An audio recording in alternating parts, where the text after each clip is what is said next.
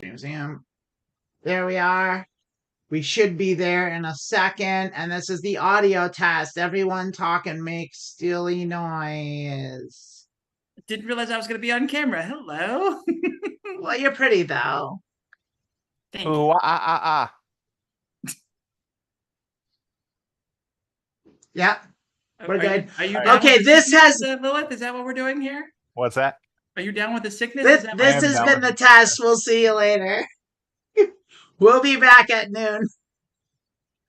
But what I was saying is, Oh, it's such a mess. It's a beautiful mess. I'm hoping to get into the San Francisco Sketch Fest, which is next January and February, at the end of the month of January.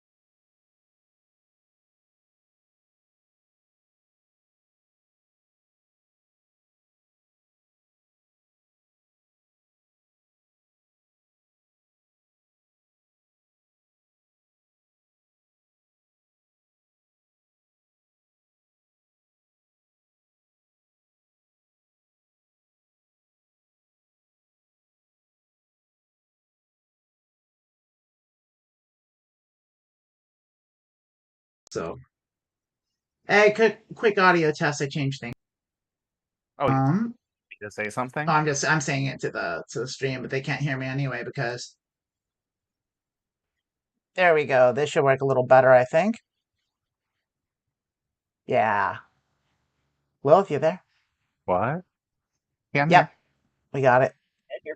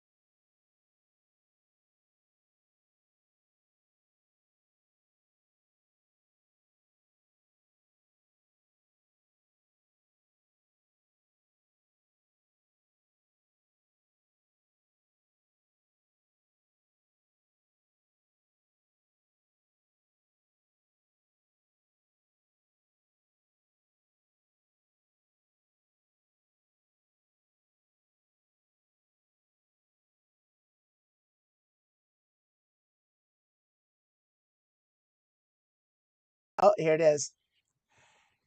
Ladies and gentlemen and friends beyond the binary, hello there, and welcome to Being Trans with Lilith and Amanda. I'm Amanda Bonanza, and that beautiful lady next to me is Lilith Electra. Hello, Lilith. Hello, everybody. Yeah, we were just talking about theater things, and so of course she did her Ethel Merman right there.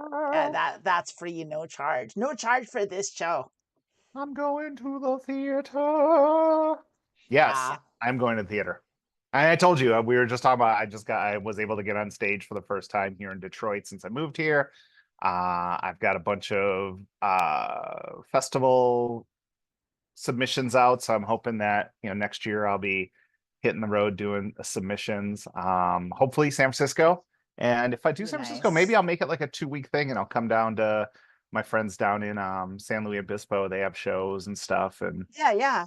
I mean, yeah, while you're out west, you might as well do the whole shebang. might as well do the whole shebang. But definitely, like, keep me if you get the San Francisco thing and that becomes a thing. Let me know, because I'm No, always I do looking talk for to you a lot, so I'm that's sure a- you'll know. I know, but I'm just saying, like, San Francisco's a shot. I have to make arrangements, but I can do Yeah. it, and I can make it up to San Francisco, and like that'd be great because I love San Francisco and I have friends up there too. So Yeah. it's like, yeah, great excuse to go up and just hang out. Hang out. Get Just some do it. rice-a-roni, which I think is big in San Francisco, and I love I mean, love flavored it's- rices. It's, I guess. I don't It really is. It's the think San that is Francisco treat. What are you talking about? I mean, that is what like their tagline was in Yeah. 1986, but like I don't know that it's actually that. Like Is it I still a think thing, or they just not do commercials anymore? I haven't seen a commercial. Like I don't know. Like I think I haven't seen a commercial in a long time. I definitely haven't seen a Rice-A-Roni commercial Can in we talk 30 about years. commercials for a second? We Because can I talk about have commercials. YouTube. I don't have the YouTube premiums. I gotta sit through the commercials. The Trump attack ads on Harris are so bad. I didn't see any of them. You would have to have, I don't know what is going on with you. There's one where they have a person in like a Russian accent calling her comrade Kamala, and it's just like, you're the Russian, you're in bed with Russia. You're the pro-Russian ones. What are you doing?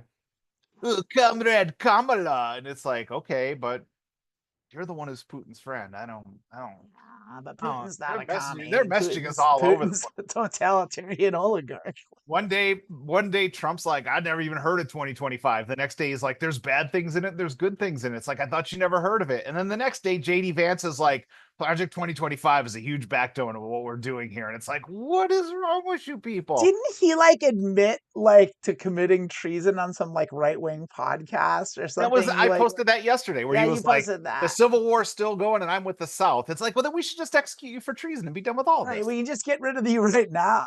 Just get rid of you right now. Yeah. I am a traitor. Every state should have that. Is the Civil War still going on? If you choose yes, are you with the North or South? If you choose South, you just like, I don't know, like the voting booth electrocutes you or something. I don't know. Even if you just choose yes, it's clearly not going on. Well, and if it is, and if you think it is, say, like philosophically, it's never ending. Okay, as someone who's not with the South, do you feel like the Civil War is still going on? I mean, I feel like. Are you participating in a civil war on the side of the Union? Yes, I am on the side of the Union. So yeah, let's get that going. But there were mistakes made at the end of the Civil War that allowed the philosophical arguments to continue, and we're making the same mistakes now after January 6th. Yeah, so that's true. By not penalizing anyone that was involved with it. Yeah, that's a huge fucking mistake. It's real stupid and cowardly.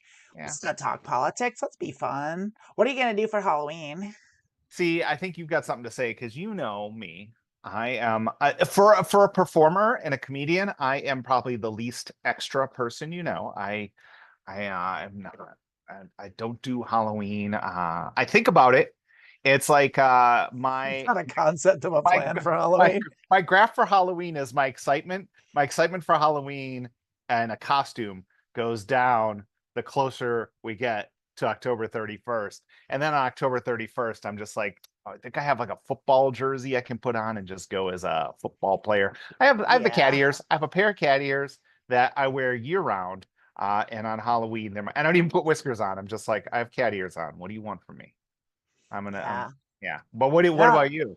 I don't have any plans. I was like, I was looking through. I was like, I just started thinking about it. So it's like Yeah. I do a thing. Like I go out to Ojai and like we go around. My friend has a kid and he's like 9 and he's gonna go around with the neighborhood kids and get the candy like they do. And there's a whole little route and like you go up there and like and it's California, so it's warm and comfortable. So you don't have to worry about like being cold, and so you can wear the slutty stuff.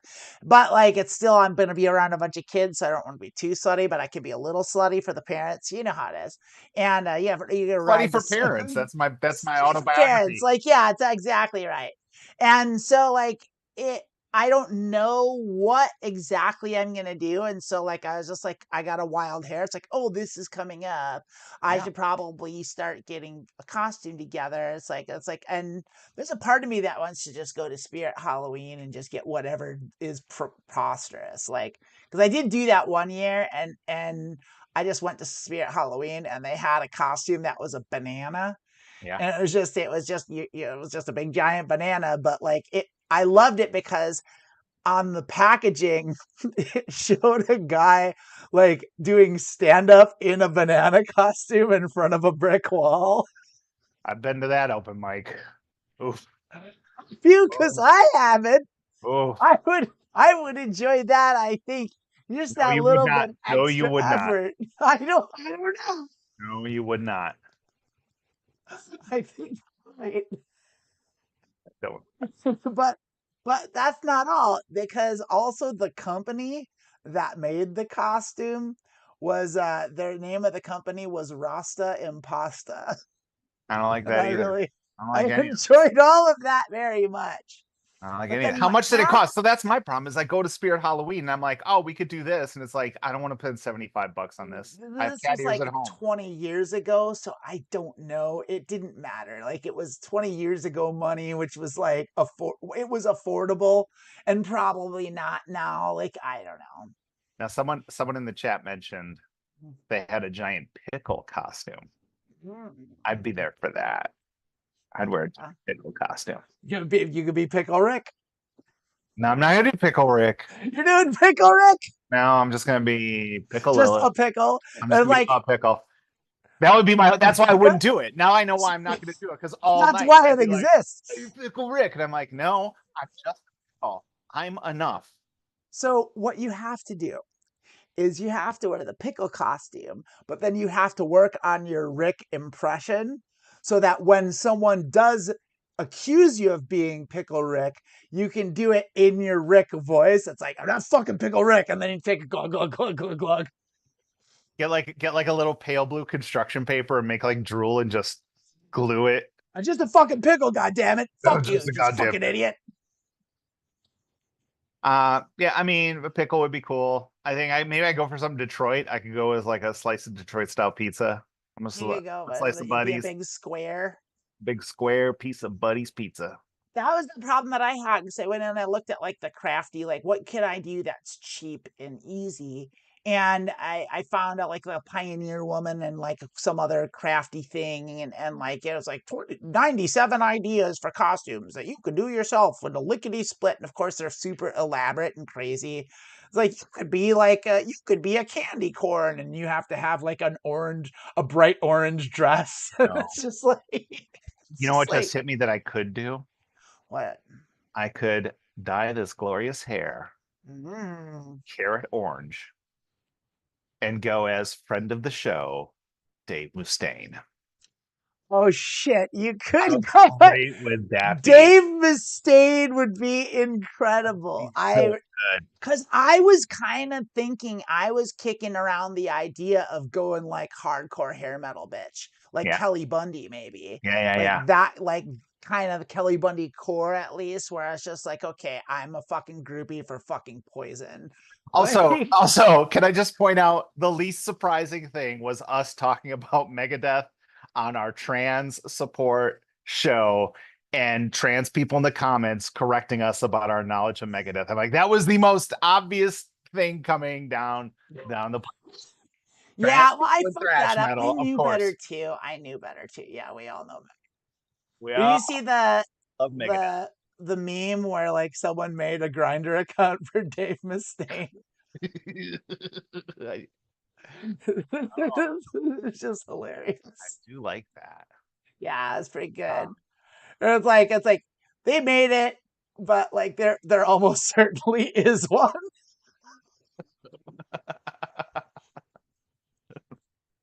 I made a redundant Dave Mustaine account. I matched with Dave Mustaine. This is crazy. That's awesome. It's fucking rad. Yeah, do you want to start doing a show? Do questions? I thought we were doing show. Well, we were doing show, but I mean, do you want to record a Transition Tuesday show? Oh, like the work part of the show. Yeah, like the kind of Not the just prepared part. Not just like, I mean, let's be honest, just to the people listening live, like Yeah. prepared is a little over generous description of what we're doing. I also did a comment because Yeah. AKA Birch in Twitch says just saying they hate candy corn as so-called candy. It's not candy. And I would rather dress up as a problematic person before I was a candy corn. And like, that's legitimate. But I disagree. Candy corn is candy. Well, It's it definitely bad isn't candy. corn. It's not It's corn. not corn. It's definitely not corn. It's absolutely not corn. But Here's the thing. it is candy. Why not make candy corn like Tastes a little more corn, like corn? No, a little corn nugget shaped, and then have the 3 colors, and then it looks like, decorative corn. So it looks more like a corn piece instead, like it Yeah. looks like the shape of corn nuts instead of like a triangle. Well, except small, like a real piece of corn. And you can just like open a bag and like with it. Yeah, but AKA Birch, a lot of things are plastic. Like Twizzlers are plastic, and I love Twizzlers. We're plastic. We all have plastic in us. Like that's too late to have I'm that a Barbie girl in a Barbie world. It's too late to have the plastic conversation. It's just Yeah, like yeah, microplastics, baby. Microplastics. Don't use bleached flour, please. That stuff. I use bleach flour. Should I stop using No, that? the Why? stuff What's the they bleach. problem? First of all, the stuff they bleach the flour with is like illegal to put in food in the European Union. Oh shit! Yeah, okay. Yeah, use unbleached flour. Okay, I will. Yeah. Next time I buy flour, it'll be unbleached. Oh, well, I've done my job for the day. She Thanks did. for stopping by. Mission accomplished. Yeah, next week. No problem. See you next week. All right, so I'm gonna give us a countdown, and we'll do a question. Sound good? I mean, you can do us a countdown. I'm gonna screw it up anyway, and we're just gonna start the show. I have to do it. It's for me. If I don't have it, it's like a mental reset. It's so hard for me. I need the kind of the kind of thing. I gotta have that. In 5, 4. I'm gonna take a drink of Kool-Aid here. Oh, should I wait? Mm-mm. The whole you point were gonna is be ready. The whole point is you're gonna be ready, and I fucked it all up. And this isn't Kool-Aid. It's just like flavored water. It's not. Yeah. Well, what do you do?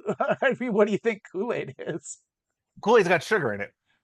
Okay, that doesn't have any sugar. Yeah. Sure? This just has microplastics.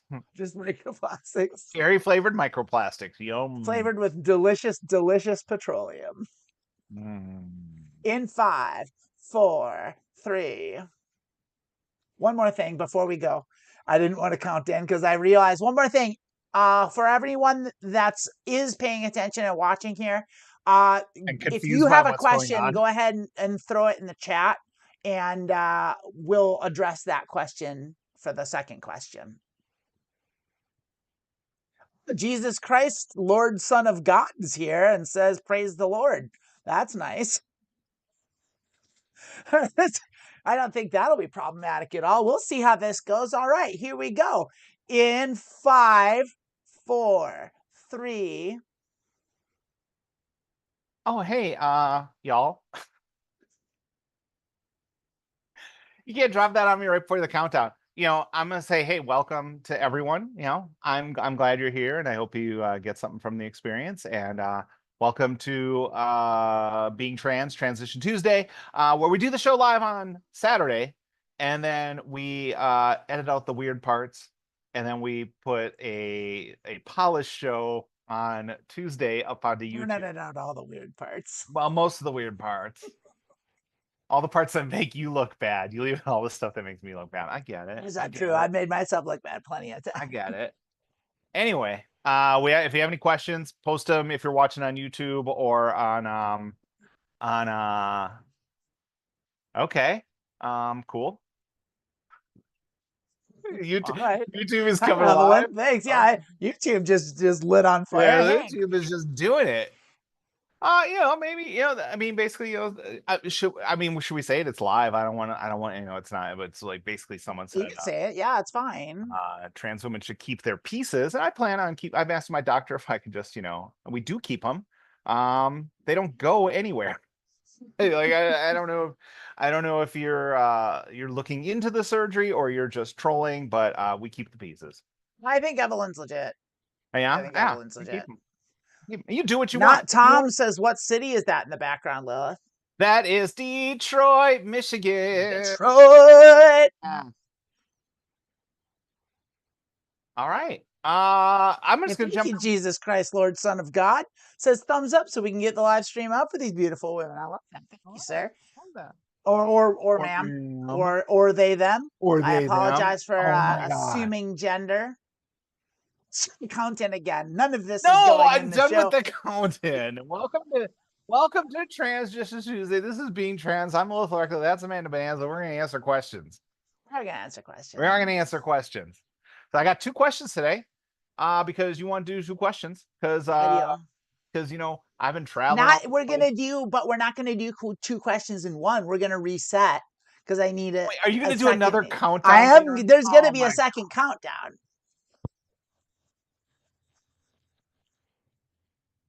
All right.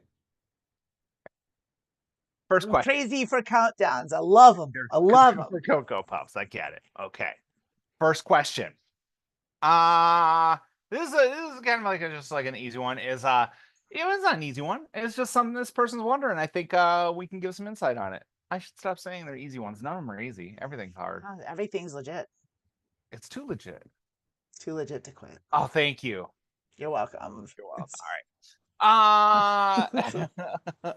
You set that right up. You set him up, I'll knock him down. Yeah. Is it common to feel uncomfortable when people call me by my chosen name? I think it's giving me super imposter syndrome too. Oh, you want me to start?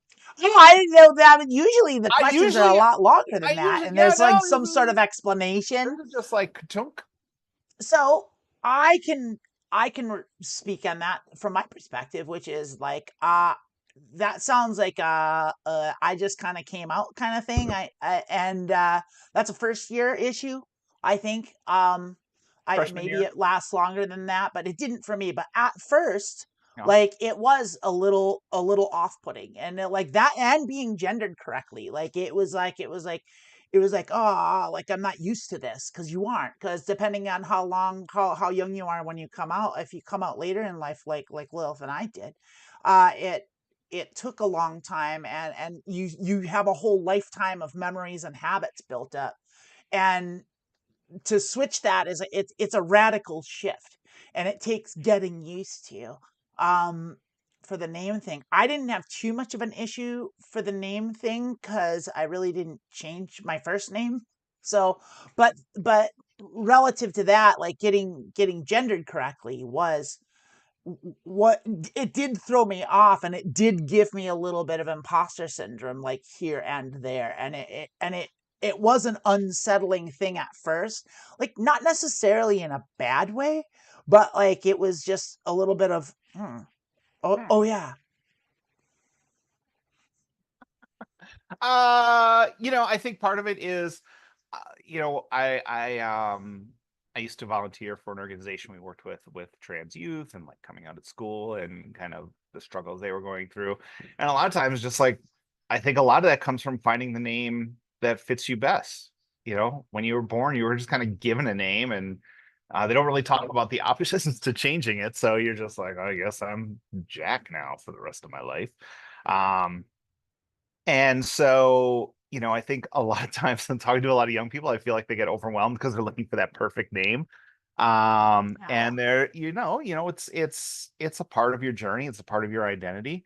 Um, and I think that it's natural, but I also think it's natural, like internally, you know, I went through a whole thing where it took me 6 months to internally just stop misgendering myself and getting my name right and things like that. And I also went through a phase where I didn't even transition. I just came out and was like, and performing is the wrong word, but I explored with cross-dressing and was out and about. So I was kind of having a foot in both areas before I decided I am trans and decided to transition. So yeah, I think did you have to worry about imposter syndrome? I think you're going through a lot of stuff and you're trying to find that name that's right for you. And it does take some getting used to.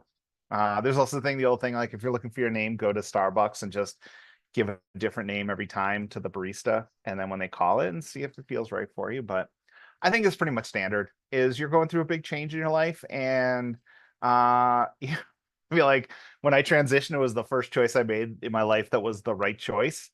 So there was a lot of pressure of doing all that, and I'm sure for someone who's looking for that name, like there's a lot of pressure. Like you don't want to biff it. You don't want to Yeah. you don't want to go through and do all the paperwork and legally change your name. Be like, why did I pick Sharon? You know, I get it. Well, because it is funny like that because it is it's surprisingly difficult to pick your name, like because there is that weird pressure that you don't expect. It's like, oh, I got to get this right. I tried a few things on, and I remember ultimately what I did was I kept trying different things out, and I was like, oh, I don't like this. I don't like this. This isn't right.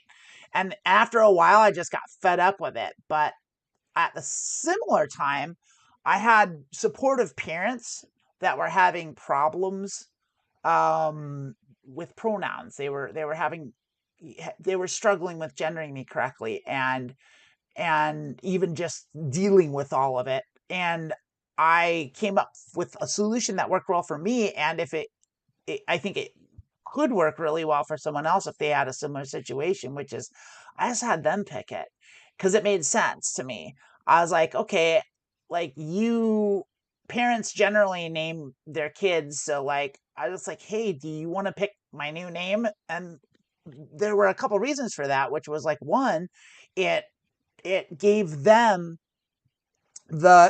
it made them invested in it. And so that then they were a part of it as opposed to like watching like their child like, kind of throw away everything that they gave them, which is like it's a thing that parents can feel sometimes. It's not accurate, it's not right, but it is a thing that parents go through. It's like, oh, we did all this and now they're rejecting everything we did. And this makes it so like, no, I'm not rejecting it because you gave it to me. So give me a new one. And so like they did, and my parents just picked the name that because before I was born, my parents were like, oh boy, we'll name him this, and if it's a girl, we'll name her that. And so they just went with what they were going to name me had I been assigned female at birth, and that's Amanda, and so that worked out. And so I just let them pick it, and it worked out great. And also, then I didn't have to do it. Like, and it was just like, okay, So lazy. You're so lazy. lazy, but like lazy with a solution for laziness, like that. And it was just a win-win. Like it was just. It really solved all the problems in like one real easy stroke. Like it was great. Yeah. No, that is great. Lilith Electra, where'd that come from? Lilith, I think most trans people who are named Lilith know. I had a rabbi came up to me and said, do you know who Lilith was? I'm like, you don't have to tell a trans girl named Lilith who Lilith is. Like, we get it. So I mean, you might, like, you I don't might. know. Lilith was Adam's first wife in the Bible and was just kind of like, oh, fuck this. Not in the Bible. I guess not in the Bible. It's in, parts that Enoch or something. things that didn't make things that didn't make the cut. it's in the book of Eli. The council at Nicaea did not approve. It's like, nah, this bitch is gonna be putting ideas in people's heads. They're like, yeah. Oh. And then Electra is from Greek mythology. Was one of the daughters of King Agamemnon and helped kill, killed a bunch of people when the time for killing was happening. So, I mean, if you wanted to kind of sum me up, I feel like I hit a home run for my personality with my name. And it's my goal for every trans person that they get to pick a name that they feel like, oh shit, this fits like a glove. Yeah. But yeah, where it came from, like when I first came out, I went by Eleanor, and then one of my trans friends says you're too young to be an Eleanor and started calling me Ellie, and I spelled it L-E, and then everyone would call me L-E instead of Ellie, and it was super annoying. I was like, well, when I'm going to legally change my name, I might as well make L-E stand for something, and that's what I went with. But yeah, I think stuff like imposter syndrome and stuff like feeling comfortable. It's like, you, and you're having all these pressures from society to not be you. And so, we all hit this point where it's like, do I want to take this radical risk of being myself and living the life I want and charting my own course and being a free spirit of the New West? Or do I want to do what everyone tells me? And the imposter syndrome doesn't come from you. You know who you are. You know what's right for you. It comes from society, or at least elements of society now trying to make you feel like there's something wrong with you when there absolutely isn't. And of course, my old standby is, you find what's right for you. It may be, starting hormones. Maybe it might be just changing how you dress. It might be just, changing your pronouns. It might be just tweaking your name. Just because you're on your journey to be yourself. You don't have to live up to anyone's expectations, whether that's negative people saying you're not allowed to change, or people are saying you have to do this, this, and this to be trans. Yeah, which happens a lot more than it should. You're just being you. So it could be as simple as just throwing off the shackles of gender structures. Like, it's just like, I just want to do what I want to do, and like, I just don't care anymore. But I mean, that's easier said than done. It is hard, and the imposter system, or imposter syndrome, it's part and parcel of the whole package. I haven't not yet met the transgender person that didn't suffer from that. Like, it's a thing, and it's especially, I think, true for just anyone feminine. I think like the patriarchal society has built such a thing. I mean, there's an old phrase of like, go live your life with the confidence of a mediocre white cis het man. That's my saying. Yeah, it's like, go if you can, like, and it's crazy, and it's like, yeah, it's like, it's wild, but like, because of like being oppressed, and like, you have this, like Lilith said, it is outside forces that do it, but it's there regardless of where it comes from. It is there, and it takes just getting used to. Like with most things with transitioning, kind of time fixes everything. There's nothing fast about a transition. Everything about it is gradual and takes long, and that's part of it too. Like, it's not just taking the medicine and taking your injections and taking your hormones and like, blah, blah, blah, blah, blah, okay, I'm a girl now. It's like, or whatever direction you're going. It's is that how it works? It bubbles up. No, it specifically does not work. No, I know it's a spin. You spin, your dress spins with you, and that's when it happens. Yeah, it's like a magical girl transformation. Yeah. But seriously, it takes time, and it takes effort and work. You have to work on things. You have to unlearn habits that you formed when you were trying to masquerade as your assigned gender. Like, and so you when you do that, like, I at least for me, when I did that, I developed habits. I developed all these learned behaviors because nothing was intuitive for me. So I developed all these learned behaviors of like how to walk, how to talk, like how to do these things, how to like what are the right gestures and mannerisms that won't give away my proclivity for femininity. And you get used to that if you do it long enough. And in my case, it was 40 years. And so like, yeah, it takes some work undoing that. First of all, you know how I feel about effort. I am not a fan of putting in effort. But you know, and that part of it is like embracing yourself. And you know, I noticed when I did come out and I started kind of embracing myself, I did notice changes I was making, and it was mostly things that mental things that I put on, like this is not how you act, this is not what you do, this is this, and those things kind of lifting and just acting more naturally, and having a healthier life and more a more rewarding existence because I was just doing what I want to do. I was talking about most of my imposter syndrome comes from my job. I am in sales. I have never done sales. And I'm actually not that bad at it. So it always feels weird when they're just like, oh yeah, I guess I'm another week of them not figuring out that I have no idea what I'm doing. Yeah, but aren't you one of the better ones at your job? No, we got rid of a bunch of people and now we hired a bunch of new people. And No, better than you. I'm solidly in the top 3, probably top 2, depending on how things Oh go. yeah, that's terrible. Yeah, that's awful. That's a terrible place to be. But also one of the guys is just having like a downtime, and like 2 of them are brand new. So you know, I assume I'm just gonna make as much money as I can while they'll have me, and then I'll go figure out. See, here's imposter syndrome right here, an example of it. You're in the top 2, top 3 of your whole company, and here you are like being like, oh, I'm probably gonna last, these people are better than me, I don't belong here. Like here it is right there in front of your face. We only have 7 salespeople, so being in the top 3 is kind of, you can trip the top half. Sure, I guess. I mean, yes, the math checks out. It does check out.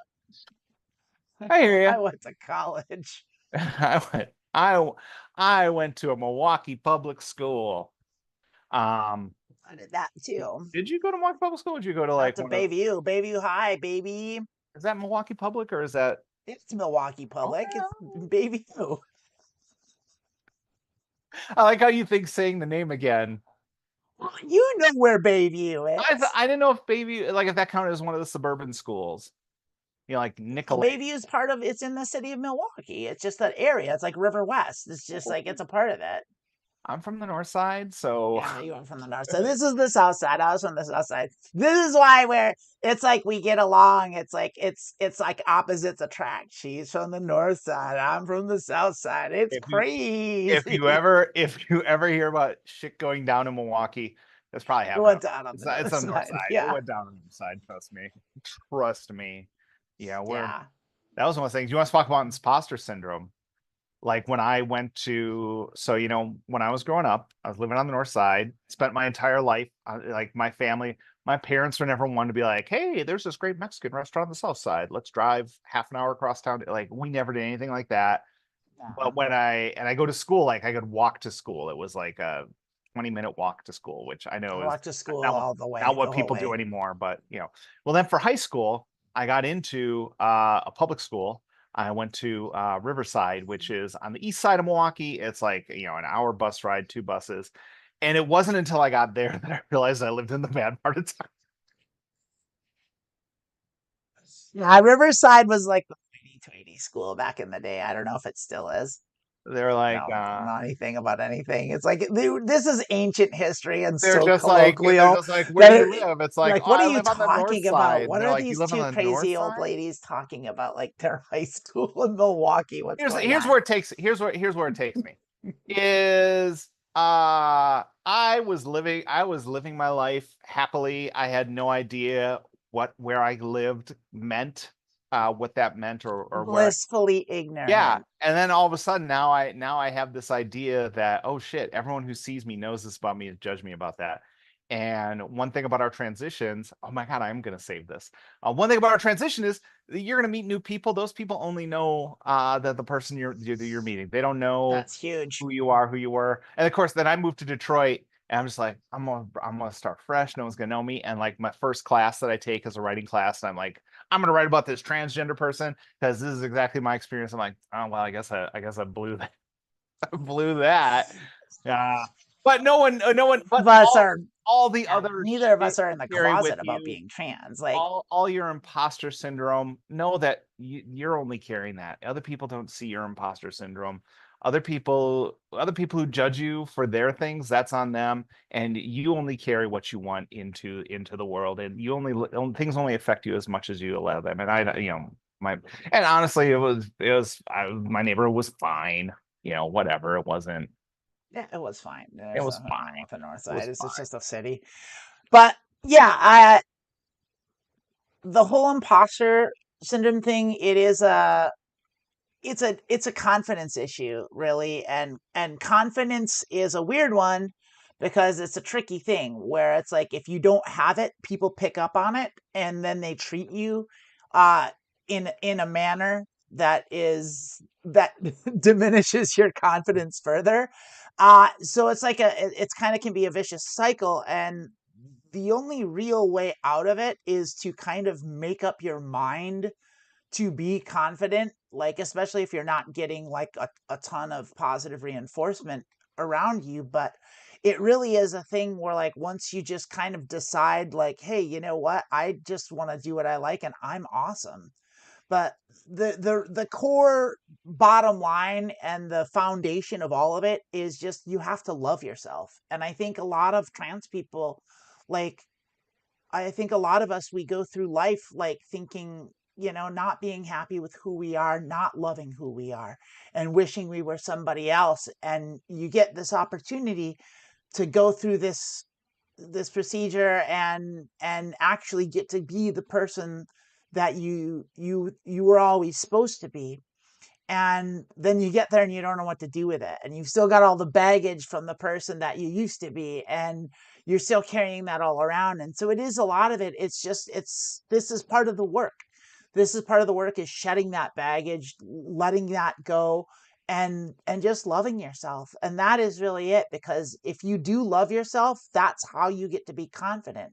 And once you're confident, people pick up on that and they start treating you accordingly. And it's magic unto itself, but it does work. I have nothing to add. All right. Yeah. Yeah, I think we can end on that fine note. I don't have to have the last word. Well, I like when you do so, because I think I steal it a lot. Hopefully sleep at night. That was actually like a really good. The strings could start playing as you're giving that speech. That was. I could throw in some cheesy string music. We could get stuff. some hokey. Yeah, that was really good. Yeah. Yeah. I could Lifetime original movies that up if we want to. You do it. Yeah. Go for it.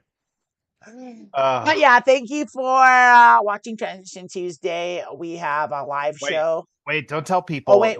You're sounding like you're gonna end the show, but the people. I was gonna end the show. But the people watching live have to know that the show's gonna keep going. Okay, yeah. So yeah, we're gonna wrap up the recorded part of the show. So I don't know, for those of you that are, I'm going to edit all this later. It's going to go out on Tuesday. We do a show on Tuesday called Transition Tuesday. It's on YouTube. It's on the Transverse YouTube channel at the Transverse. You can watch a bunch of them up there. They're awesome. And you can see the abridged, condensed version of this with less ums and ahs and us talking over each other. And by that, I mean me talking over Lilith. There's less of that because I just separated out. Right. But yeah, for those of you watching the recording on Transition Tuesday, we do a live show every Saturday at noon Pacific and 3 p.m. Eastern, 1900 Universal Time, on Twitch at the Transverse and on YouTube at the Transverse. And you can check that out live. We hope to see you there. If you have a question I'm going to just say that again so it's a little cleaner. If you have a question you would like us to answer, you can leave that in the comments. We love when you leave comments. We love responding to comments and hearting comments and agreeing with people that say nice things and disagreeing with people that don't. So we engage, we will be there, and we'd love your comments. You can also check out the Transverse, what is it? The Etsy store. You can get merch. We got merch. You gotta Gosh, I did not do that. Put that Yeah, we're gonna just write that. We'll put that in later. Don't worry about it. I'm gonna fuck all that. Well, we will do a thing for the live thing later, but like, yeah, we'll let you know about all that stuff. For now, yeah, I just want to quit doing that in general. Like and subscribe. There you go. There we go. Like and subscribe. See you next week. Bye. Yeah. I got blurry all of a sudden. You did get blurry. You're blurry here and there, fading in and out. All right. I am convinced it's an internet thing. There's something going on between the internet, between you and me. See there? Well, no, that's a camera thing, because then you're... Yeah, because your fingers were in focus. Let's do the whole show like this. That's terrible. I hate it. What if we find out it is a camera issue and you gotta adjust your camera? You gotta do and tweak that. You can't do it now. This is the camera I have the same camera you got. Well, I know, but like, did you tweak the settings on the cameras and get it to do what it's supposed? I don't do anything unless I'm told. You didn't do that. Well, now I'm telling you, go into the settings of the camera and tweak them. Not right now, but like during the week or something. Okay. But I wanted to address some of the comments here. Let's see. Evelina Paula has a question for us that I'm going to address. So she came in the YouTube, and there's a question in there. We're going to address that. That's going to be our second question of the day. Is that okay with you, Lilith? It works for me. I love it. For next week. I love it. Yeah. Exactly. And that's just about it. Whoa, you really built that up. Well, I hadn't looked. Like, that's the thing, is like, I haven't been looking at the comments because like I'm trying to do the show. It's a tricky thing. It's hard. Life's hard. Well, since you got the question, I'll let you count us in and you can kick off the show. Okay, so we just double barrel it? I mean, well, I don't know. Do you have something I don't really have anything interesting or funny to say. Like, I have nothing going on. Yeah. We talked about I exhausted all my witty retorts. All my material was about Halloween costumes. Wait, did you have? I thought you might have had like an idea for a Halloween costume. No, I don't. I have no idea. I thought you costume. Okay. That's what the like. I was like, you know what we could do? We could ask the comments for Halloween. Oh, we could. Okay, comment your ideas for a cheap and easy costume for a middle-aged woman such as Lilith or myself. I'm gonna get some like beveled glass and just go as bad internet connection Lilith. Are you gonna carry heavy? Yeah, I'm gonna carry a huge pane of glass around. Like, what are you supposed to be? It's like I'm bad internet connection Lilith. This is what my Zoom looks like. I don't know, like sexy Kroger worker. Kroger workers are sexy. Oh, some are, yeah. Every Kroger worker. Thank you. So I'm gonna say, okay, enough of this. We're gonna go. Right. We're gonna dive right in. We got a question here. All right. In 5, 4, 3. Ladies and gentlemen and friends beyond the binary, welcome to Transition Tuesday. My name is Amanda Bonanza. That lovely lady next to me is Lilith Electra. And we are going to discuss questions that the world gave us. I've got a question today. Lilith, how are you, by the way? I'm doing great. Oh, that's right. Okay, it was a fresh show. Things are going. It's a fresh show. Things are going great. It's been fabulous. Really? Tell me more. Oh, I don't know. I'm just assuming that by the time you edit this and it airs, things will be going fabulous. Right now, life's whatever. Oh no, that's a real glass is half full kind of look. I mean, and that's what we're all about here at Transition Tuesday is that positivity, get you going, keeping you up. in the morning. Give you Yeah. a reason to get out of bed. Yeah. My pickle jar is half full of non-flavored. It's not Kool-Aid. I don't know what it's called. Yeah. Meyer brand cherry Yeah, flavored she gets these water. little squeeze bottles and she like puts little drops of flavor in her water, and that's just fine. Okay, I just drink water just like normal.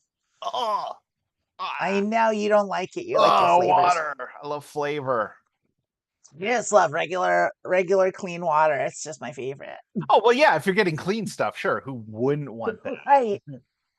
You're getting, I don't know, how's the Detroit? Actually, I remember Detroit water being pretty good. Detroit's got one of the best Yeah. water ratings in the country.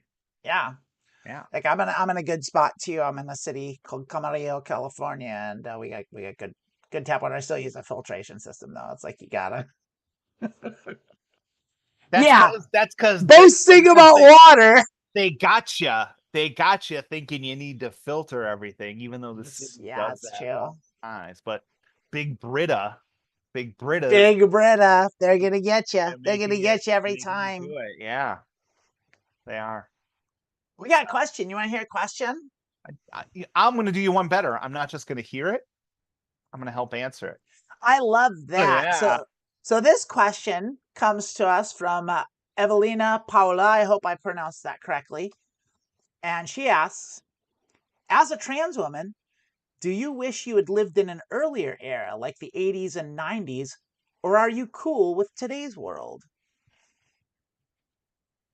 First of all, this question came from the live chat during the thing. So if you're watching this recorded like on a Tuesday, you can come join the live chat and just hit us up right here. That is true. That is true. So like the 1980s? I assume so. Like I mean the 1680s. I feel like I'm glad I'm not a trans woman in the 1680s. Oh, fuck no. I think I'd be at my height as like a transgender pirate in the days of pirates. So, I'm a landlubber, so I just assumed I'd get burned at the stake. No, no. Oh no, I'd for sure. You'd be a seafaring wench, you say. The pirate queen of the Rock of Gibraltar. I don't know where I'd be. The pirate queen of the Atlantic. Who knows? Right. Yeah, because you wouldn't have been in Detroit probably in the 1680s.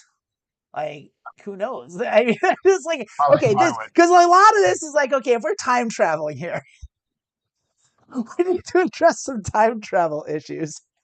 So, two things. So, do I wish I could have transitioned in the 80s? Heck yeah. I wish I could have, I wish puberty blockers would have been a thing. I wish I could have, avoided the wrong puberty and done all that. Like, yes, I wish I had done that. Time-wise, was that the best time to be a 16-year-old going through a transition? I don't know if it would have been the most physically safe, because even adults who were transitioning, it wasn't something that a lot of people did or that was common or anything like that. But if you're asking me if I wish I could have transitioned in the 80s, yes. I'm not sure if I'd rather be 16 now and transitioning than 16 in 1986 and transitioning then.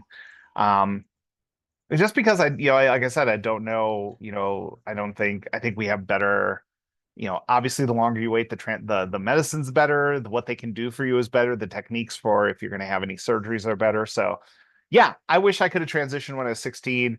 But part of my journey, and if you're a long time watcher, I always say this, like, I can't change the past. I'm going to do the best with where I'm at, and what I'm doing in life is pretty good. So I'm not going to complain about that. But yeah, the question is, would I have wanted to transition when I was younger? Yes.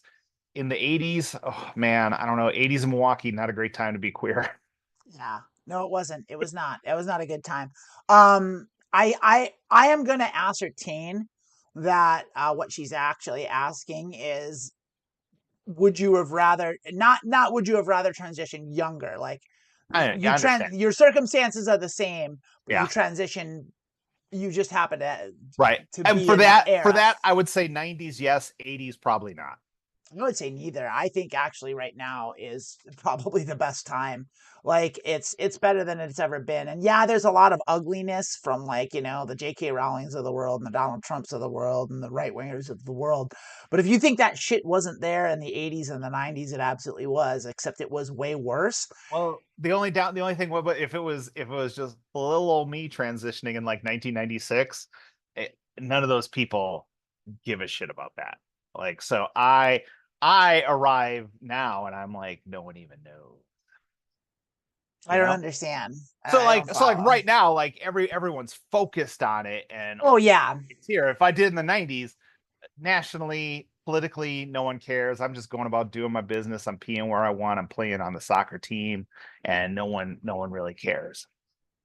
Yeah, that is kind of maybe true. I think I don't know. That's assumptive. That's assumptive that no one would care. I mean, like people like if you look at back in the 80s, like there was like the satanic panic and like they like charged like teenagers for murder because they played Dungeons and Dragons. Like it's like they were crazy back Dungeons then. and Dragons.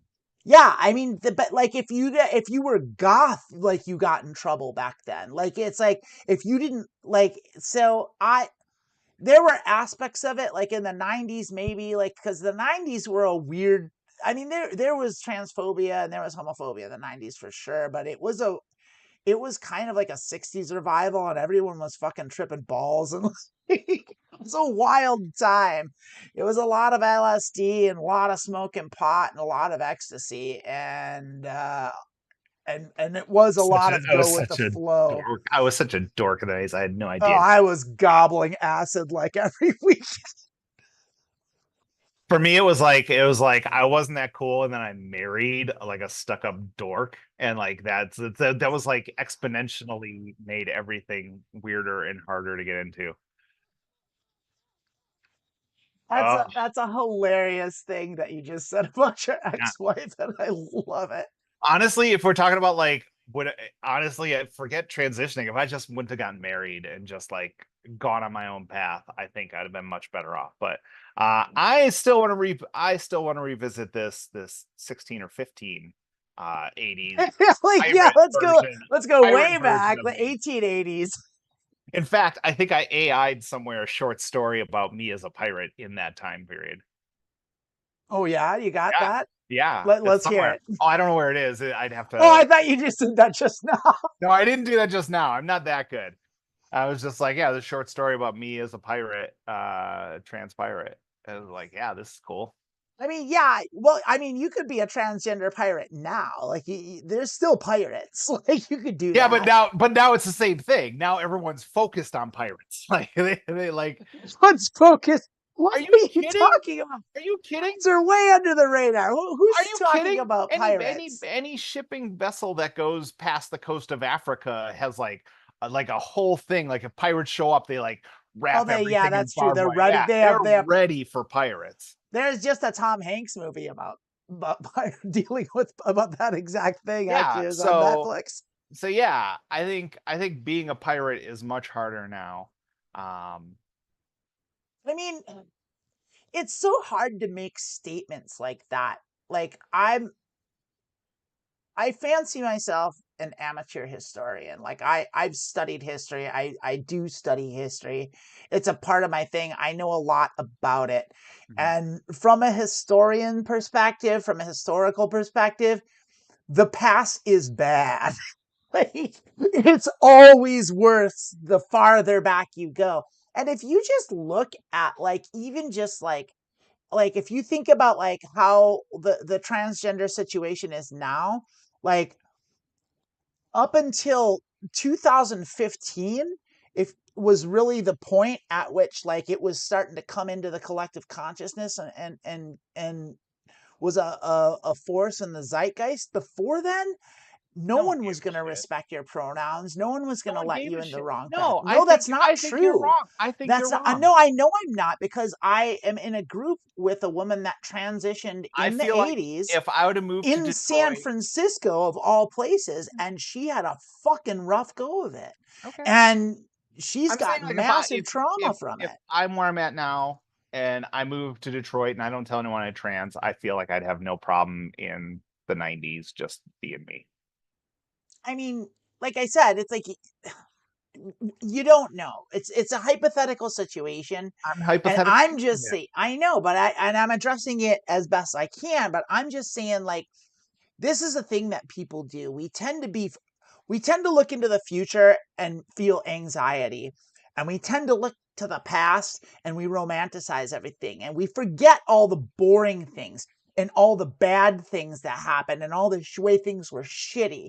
And like you look back and you look at the 60s and you're like, oh, peace and love, free love, and the Beatles and the Rolling Stones and like the Doors, and like, yeah, party, and everyone was having a time, and hippies. And it's like, and that's not what the 60s were like. The 60s were a terrible time to be alive. It was horrible. Like, the civil rights movement was violent and scary, and politics were violent and scary. Presidents and presidential candidates were getting shot in the head. Like, it was But none it of was this a has to do with nuts. me being a pirate.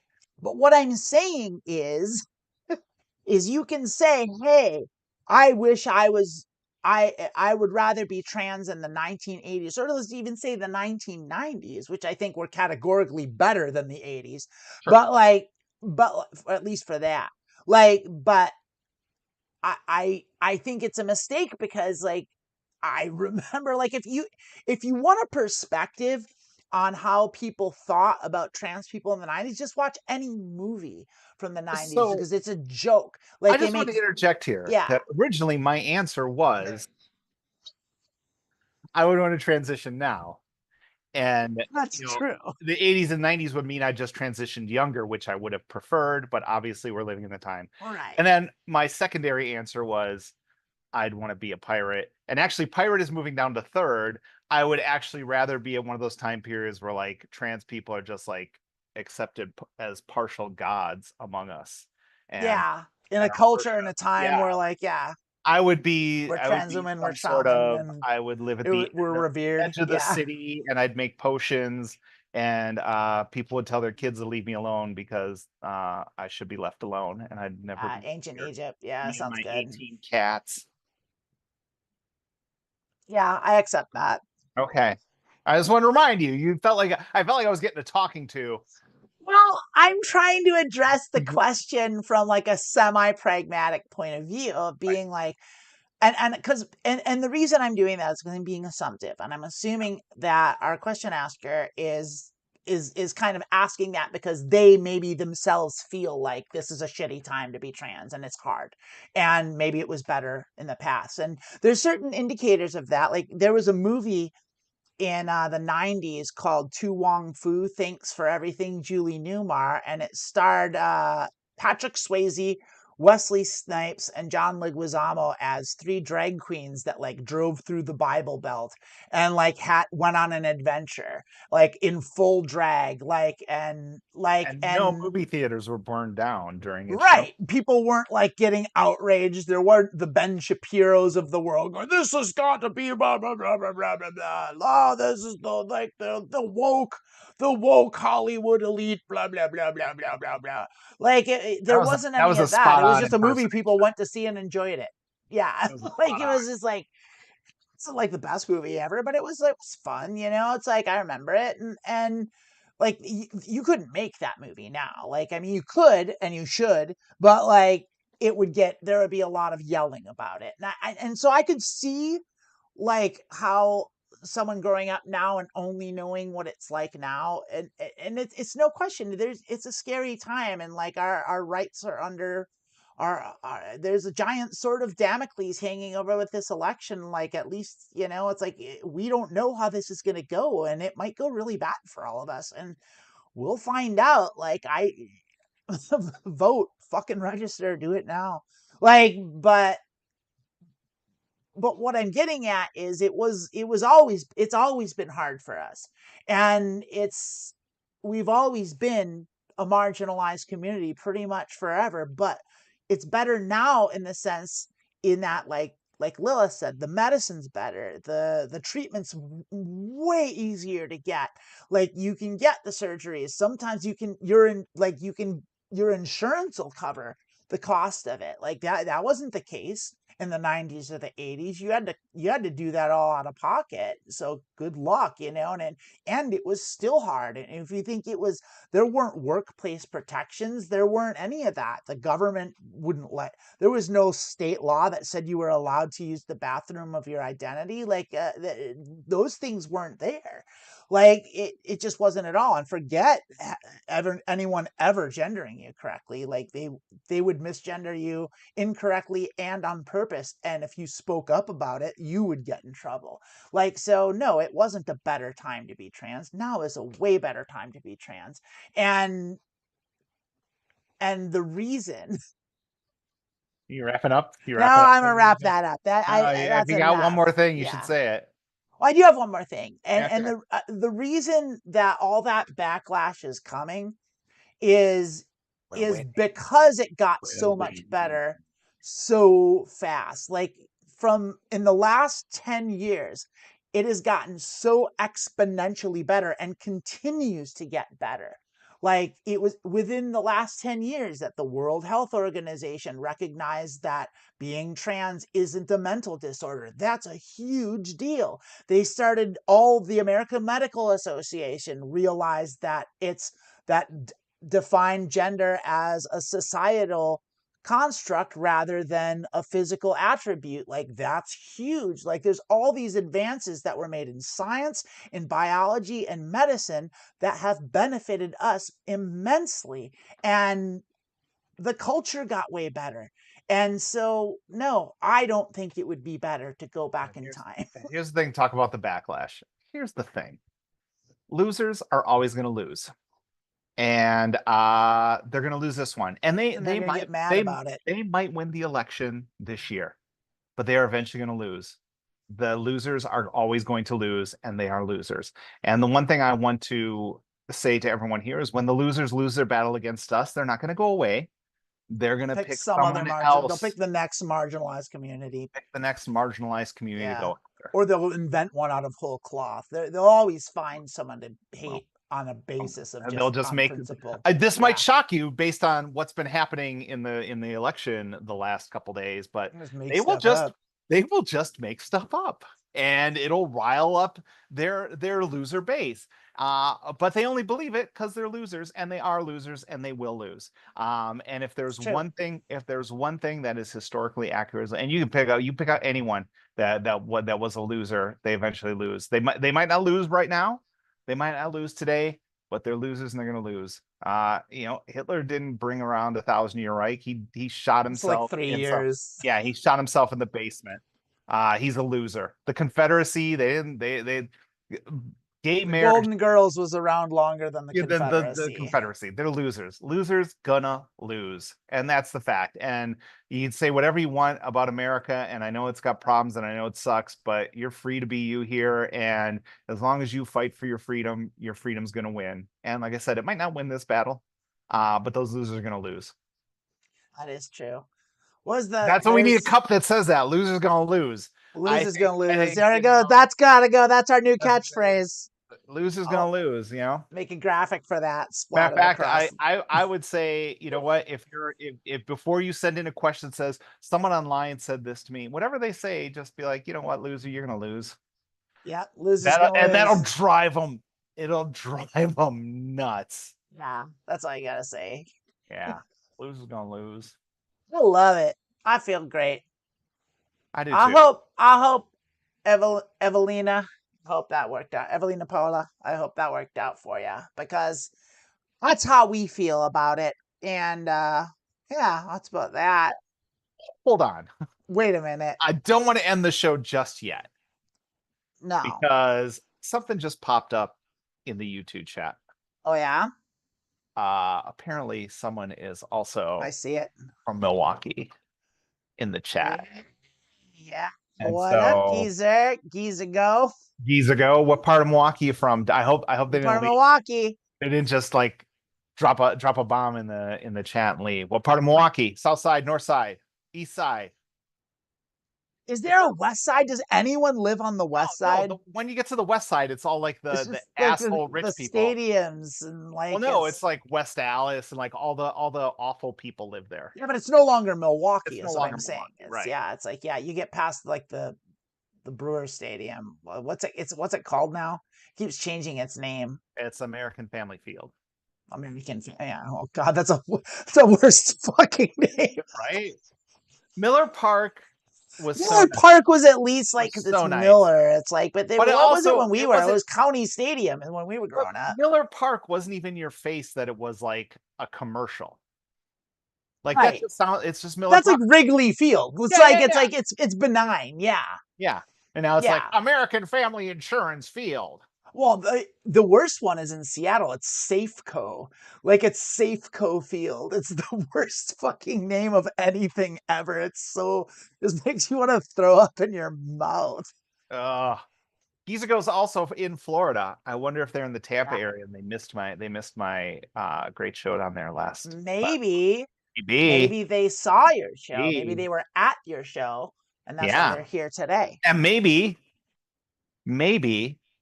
they want a Loser's Gonna Lose t-shirt.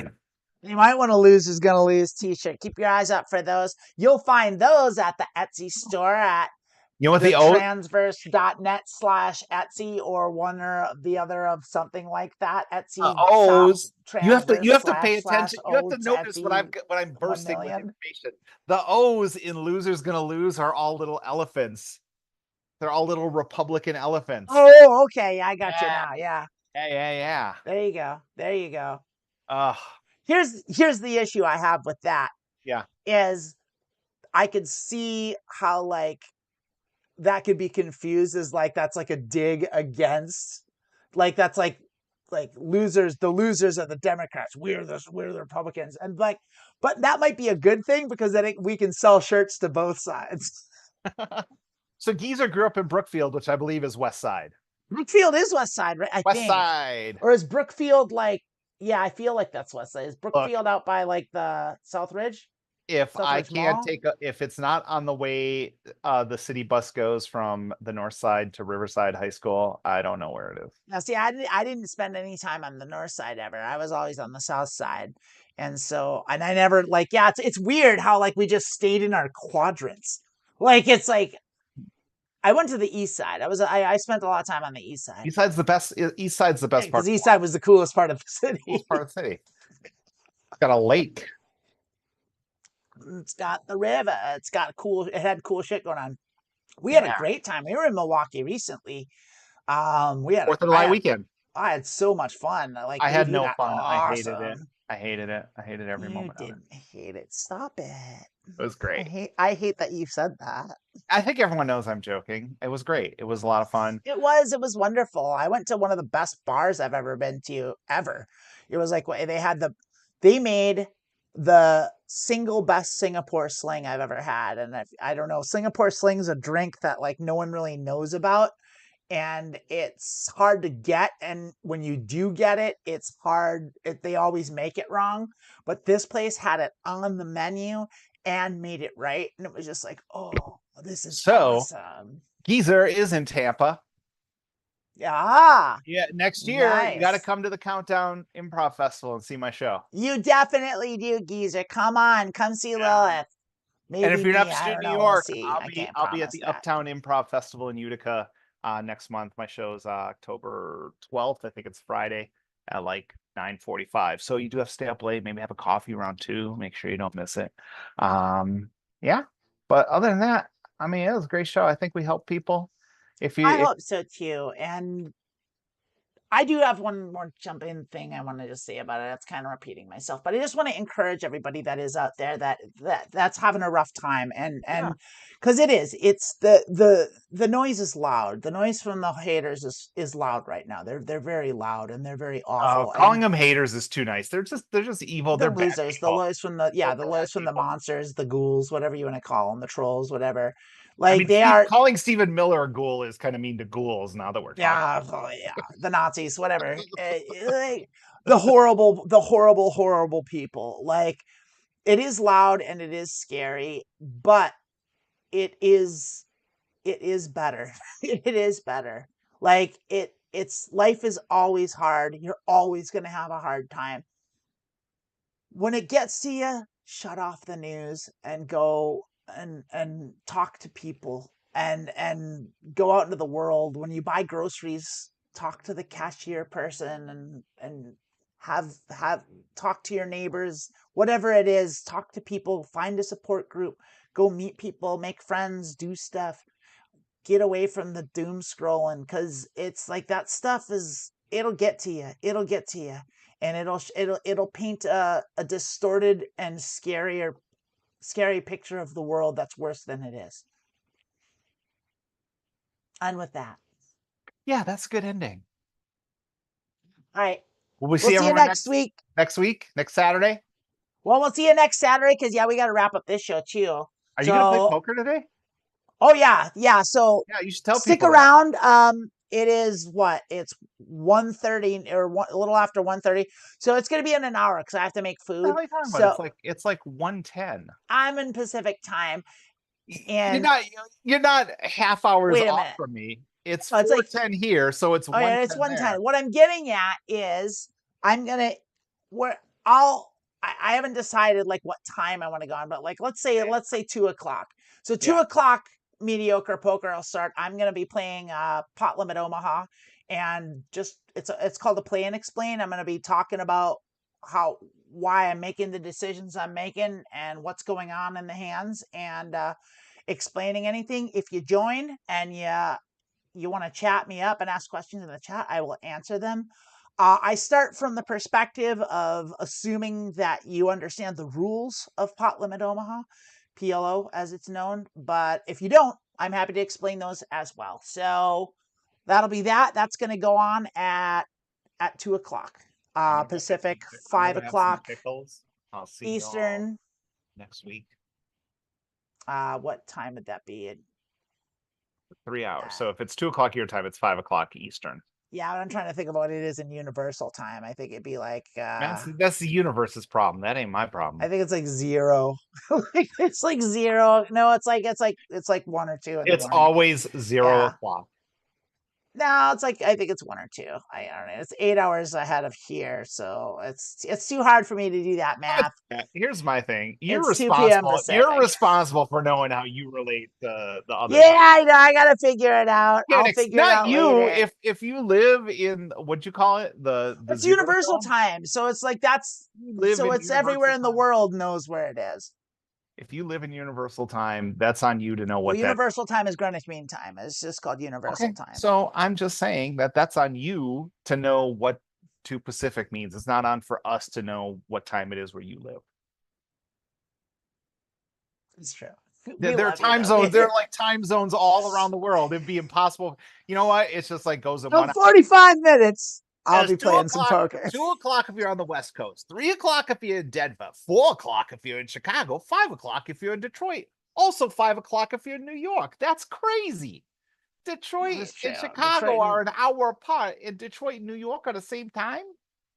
I don't know who I love it. This new character, Time Guy. Time Guy. I'm the Time East Lord. Coast Time Guy. I'm the Time Lord. East Coast Time Guy. Forget about it. Forget about it. Y'all deal with time zones anyway. They're crazy. Crazy. What are you kidding? Y'all are amazing. Thanks for joining us. We'll see you next week. Unless Amanda sees you in 45 minutes.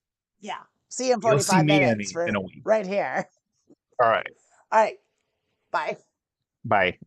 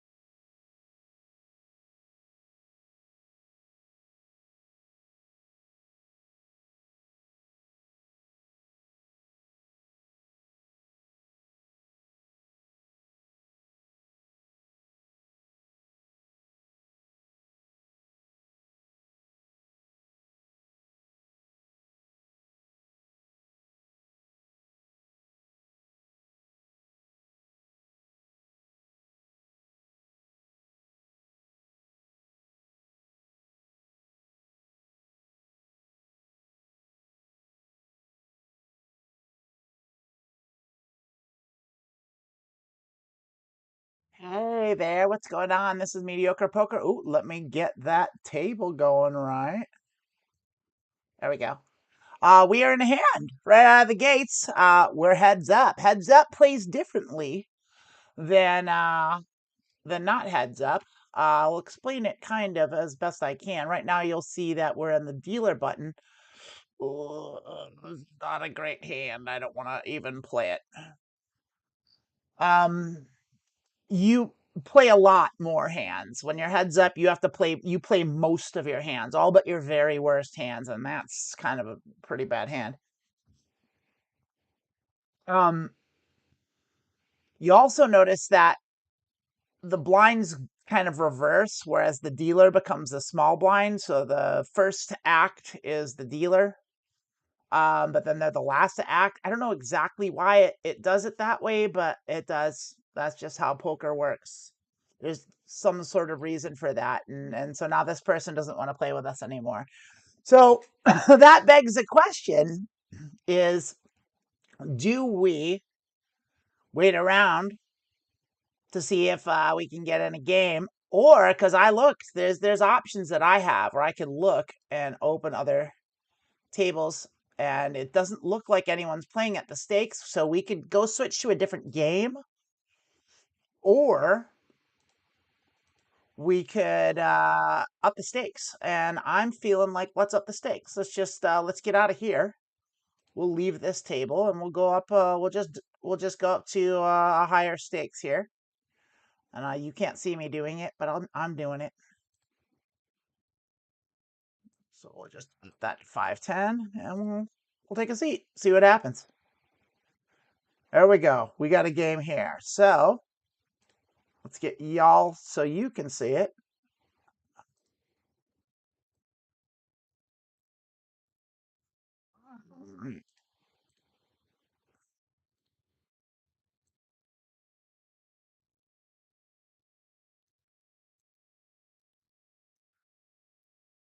Here we go. Oh yeah. Now you're in. Get rid of the commercial. And there we go. So here we are. Nothing looks any different because that's why I do it with the big blinds, measured in big blinds instead of in money. But we're playing for twice what I would normally play for, what I'm bankrolled for. But I feel okay. I've been doing all right lately. I won last week, but I've been kind of on a downswing lately, so we'll see how it goes. So we got a raise here from the dealer, pot size raise, and we don't have a very good hand. I mean, it's kind of maybe good enough to call on the big blind, but it's really not. Like, we have two high cards, a middle card, and a low card. We're really unconnected. Our suit is low cards. We've got a caller. I'm just going to give up. We're going to wait for a better hand. There's a fallacy in in poker about the big blind. And in my opinion, and in the professionals' opinions, the vast majority of people play the big blind and the small blind specifically way too much. They look at it, they say, well, I'm getting a discount, I'm getting really good pot odds. But your pot odds go the pot odds stay the same, but your chances of winning go way down when you're out of position, and especially multi-way, which like it almost usually is in Omaha. It's almost always. So like early position, you have to be really tight. You can loosen up in later positions. Like we're on the small blind here. We're double suited. We're close together, and I actually am going to call this because we're double suited and we're close together. We've got a pretty decent rundown here. And we hit one of our pairs and our suit, but like I said, we're out of position. We don't have a good suit, and we do have, I mean, I guess we've got a bad flush draw. Not really. Well, we have our flush draw, our flush game, our straight draw is irrelevant now. But now we bet it because we do actually have it. So let's just do a half pot bet and see what happens, even though we're out of position. And we just get the pot. So that's nice. So we know that this player will fold if they don't have a flush, if they bring in. We don't know that they'll do that with everything. They probably had nothing at all. we don't want to make too many assumptions, but just bear in mind that seat number 2, oh, we've got all 4 suits. That's terrible, and they don't connect at all. Look at how terrible that is. Queen 9-3-2. Blah. Even if that was double suited, I don't think I would. I might play it on the button, but maybe not. It's really bad, depending on where the suit went. Even with it though, it's like, well, that's pretty much as bad as Omaha hands get. Like, you want to make sure.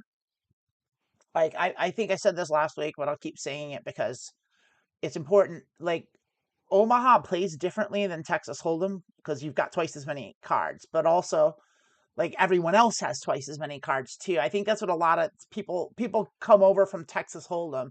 They're like, oh, I've got way more chances to hit a better hand, which is true.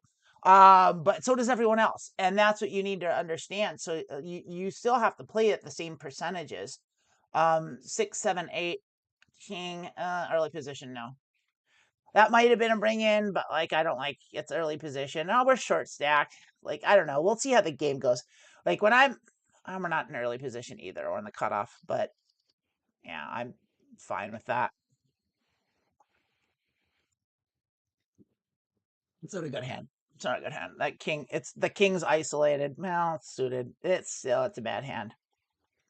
Oh, sorry, I gotta add a salad. No, it's really unsightly and unprofessional to pick your teeth. Pick your teeth when you're on camera, but yeah. No, the times they are changing. So let's see what we got here. We do have a double suited king, and we're going to call it. We maybe should have raised it, but we should have. Well, we hit the wheel draw and a backdoor flush draw, but it's a bad one. So we're going to check it. We're out of position.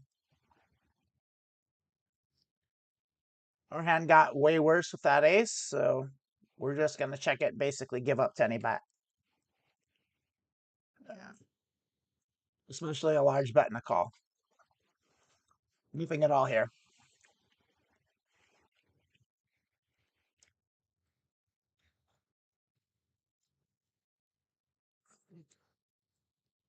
And it looks like player 3 gave up.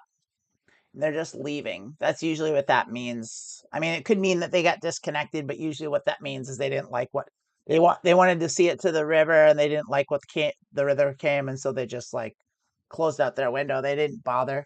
It's discourteous. If you're playing online poker, you should properly leave instead of just making everyone wait for your ass. It's rude.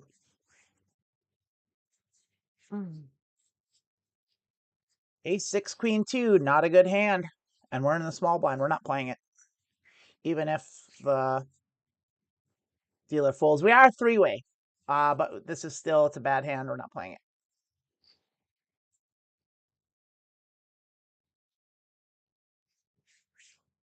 Queen 10 9 4, also not good.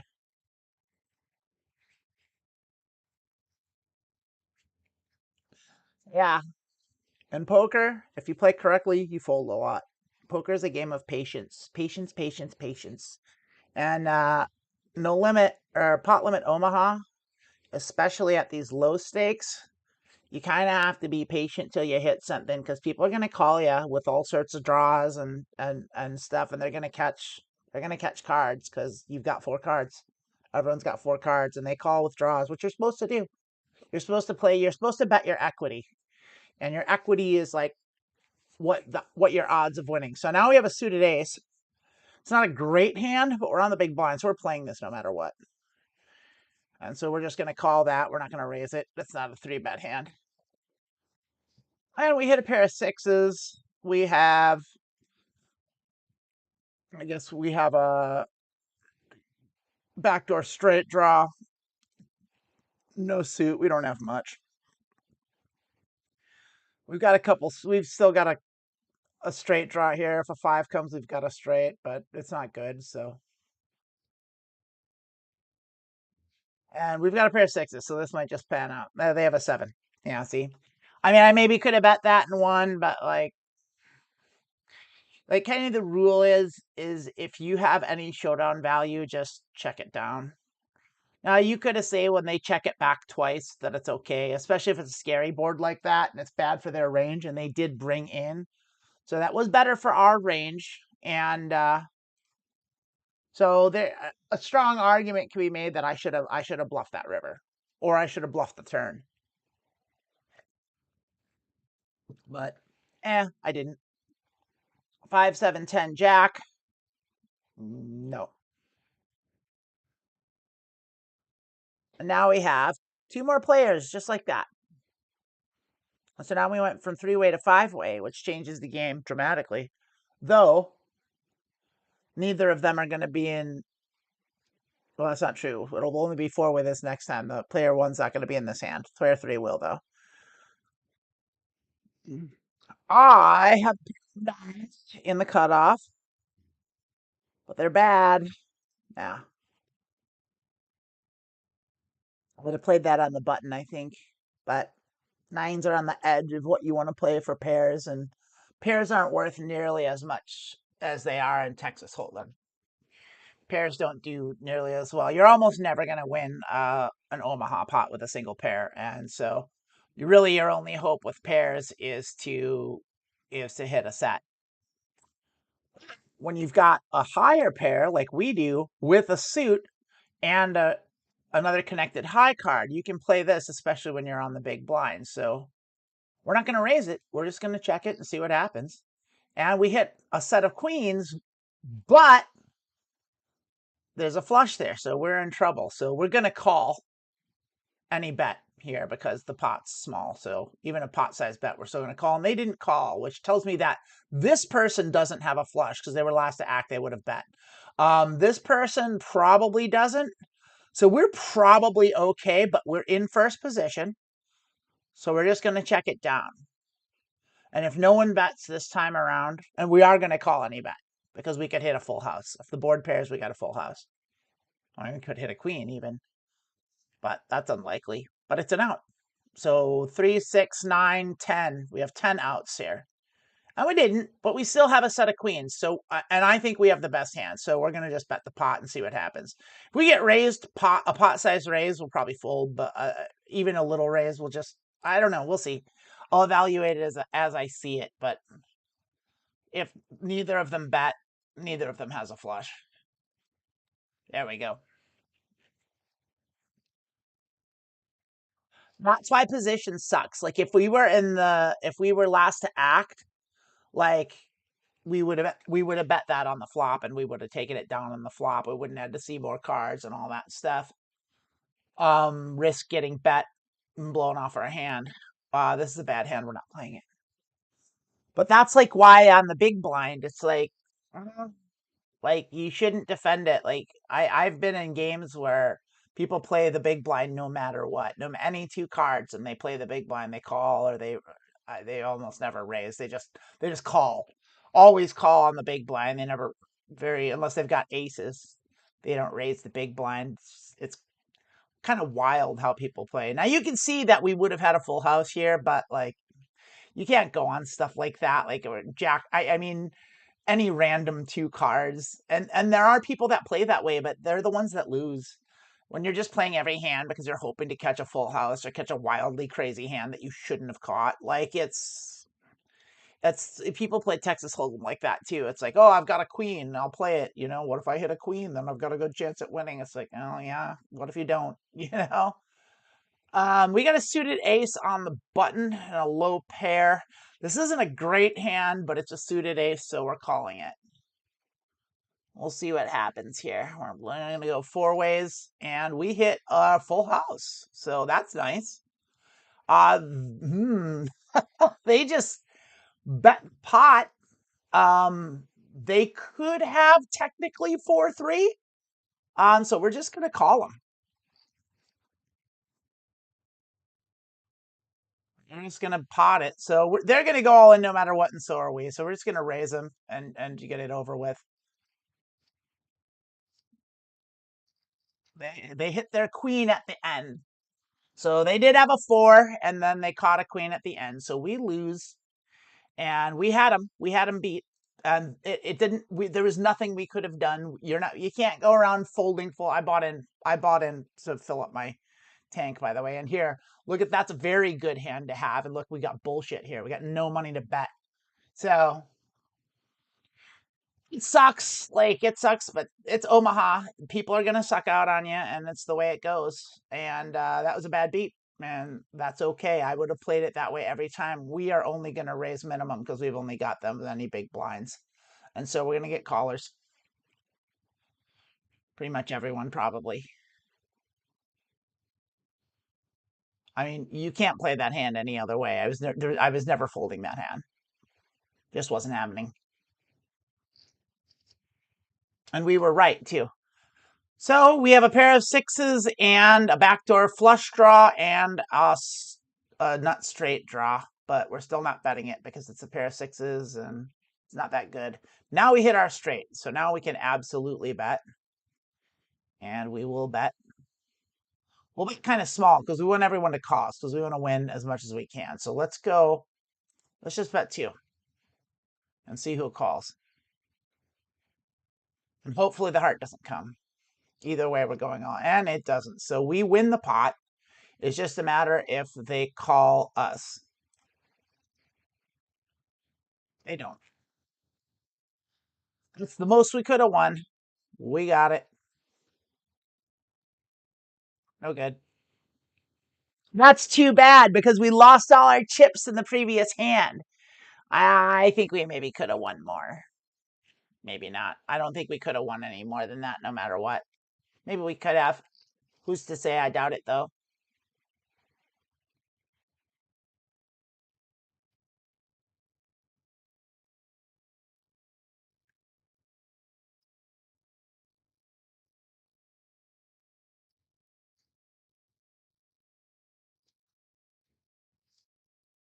Nine, 6, 6, 7 is a hand to play. We've got suit and we've got a pair and we've got a rundown. So we're playing this and we're on the big blind. So we're not raising. We're just going to call. And we would fold to a 3-bet, but we haven't seen a 3-bet yet. So, and we've a 10 would bring us a straight.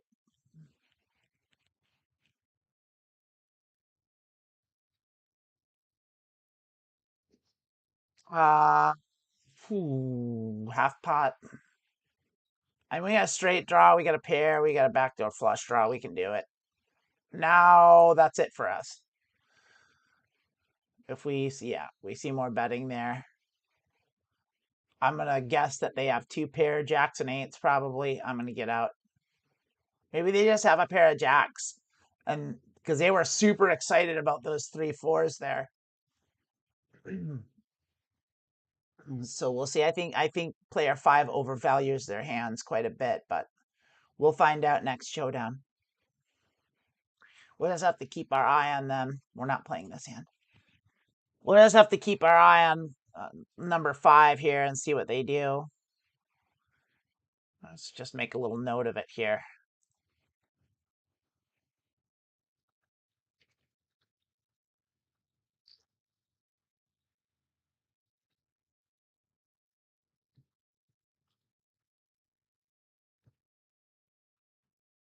It's kind of a problem having the aggressive player to our left. We don't like that. We don't like that one bit.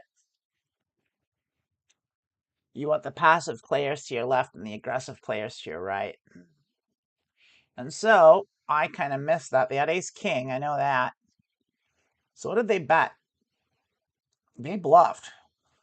4 jack 3. They had ace 7 7. So they bet a pair of 7s. Is what they did. So they're an aggressive player. We're going to mark them with a fire.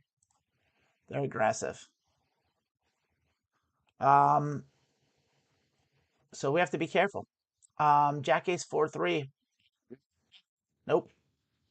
Not with bring-ins.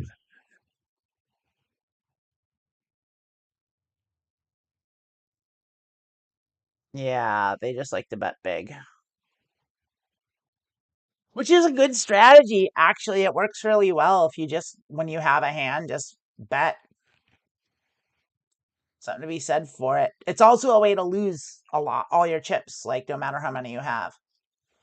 But these players, what they do is they do this and they push people around and they get a bunch of folds and then they get their 3 times their big blind and then they run away.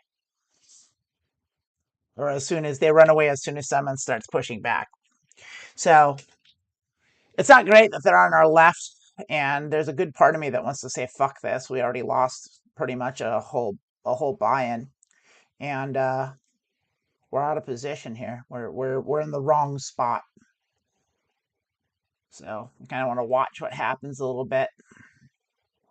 If I don't like the way things go, by the time we get to the big blind, I'm probably going to bail and see if we can get another table. Because the other thing about poker is you don't have to try and beat the people. You don't have to play at the table. Like, you can change tables. You shouldn't have your ego wrapped up in like, oh, I gotta beat this guy. I want to beat this guy to show him I can beat him. It's like, you don't want to. What you want to do is you want to win, and you're always better off going against bad players than you are players that even are a little bit good. So weak passive players are just easier to win against.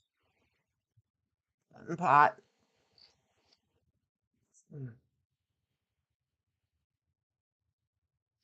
Pot in position, yeah.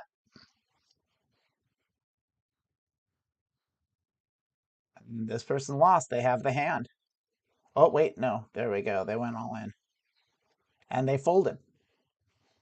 So this person is full of shit. That is what's known as a loose aggressive player. You might even say a maniac. 3, 4, 5 jack. Nah. Because no matter what I bet, they're gonna raise. I promise you that. Like, even if I bet pot, they'll pot it. They're gonna 3-bet me no matter what. So I have to have a hand to go up against them. And 3, 4, 5 jack is not it.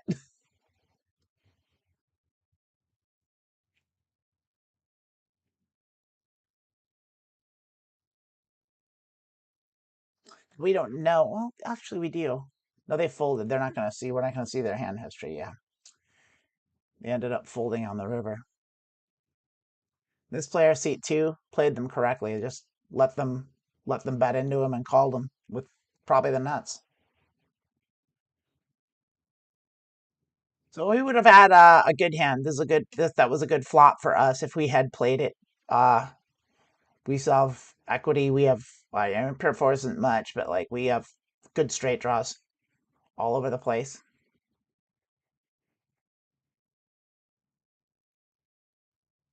I mean, 2 or a 7, really. No, more than that.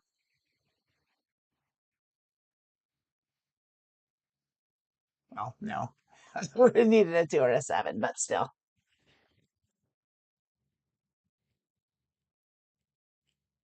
And it didn't come anyway, and here we are. So this person got cooled. Seat 5 got cooled by this person.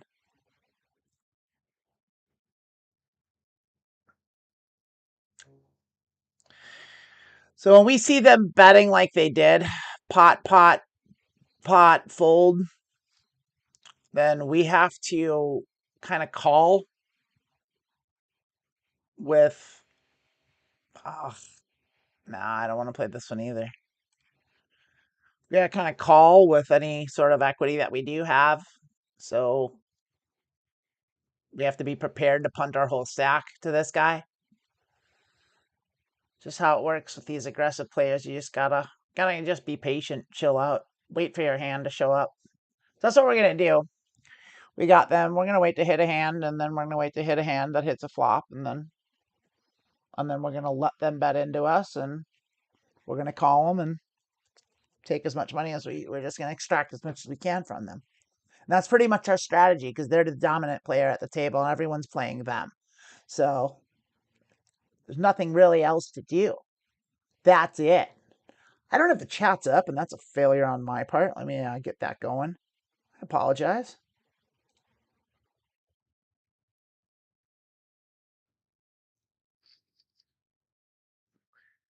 I'll get that.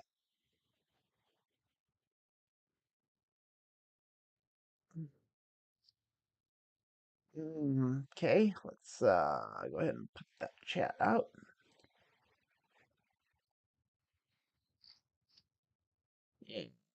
Oh, would have had a nice straight here. Look, they had a great hand. So they're not playing garbage. Or maybe they are. They just had a good hand that time. Hard to say with these people.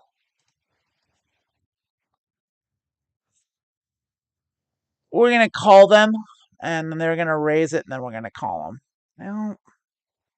No, we're not. We're not playing eights.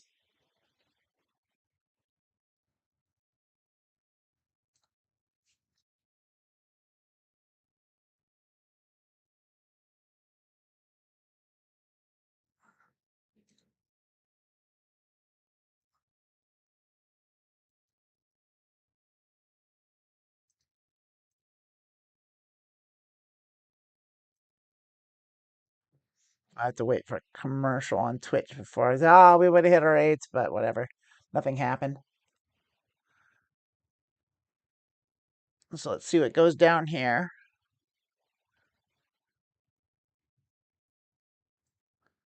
Jack 3 ace 4. That's definitely a hand to play. That's a great hand. We will be playing it.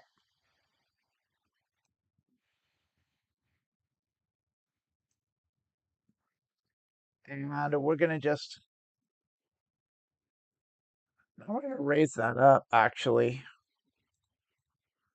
We're in position. We're going to call. They didn't raise. They called the 3-bet, and they snap called the 3-bet.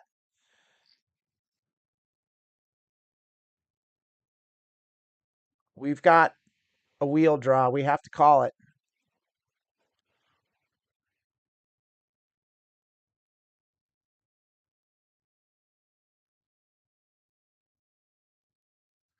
What I said, if we have any kind, we don't have any flush equity though, and that sucks. And we don't have middle cards, and that sucks. So we need a 2. I don't think we can call this. We don't have the equity. The only thing that can save us is a 2. We got to get out. I hate folding to this guy. I hate it.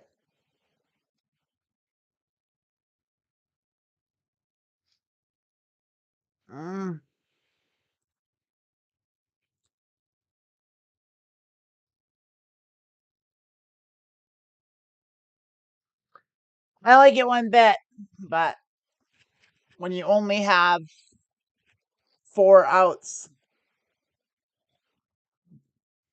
you can't call a pot-sized bet from a guy that you know is going to barrel and barrel and barrel every way.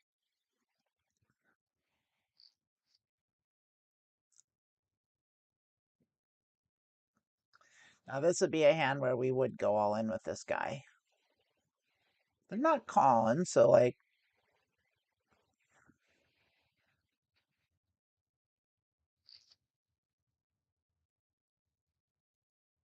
So they didn't even have an 8. Oh, they had aces. They had a full house. We might have had a flush. Who knows? We'll never know. Yes, we will. Let's look and see what they had. What were they playing like that? Terrible hand.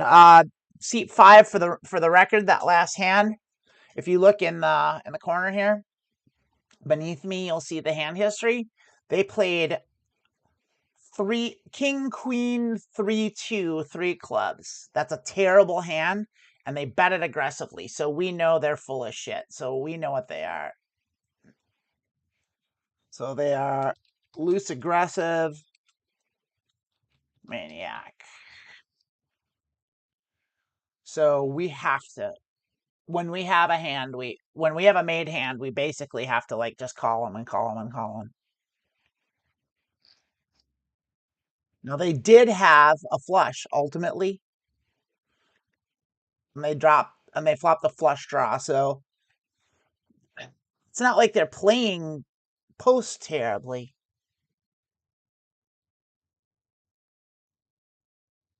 And we would have had a flush, and we would have called it, and we would have lost to their better flush.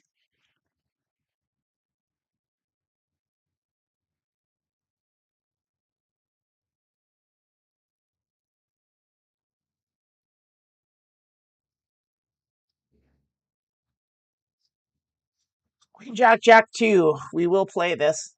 We'll call it.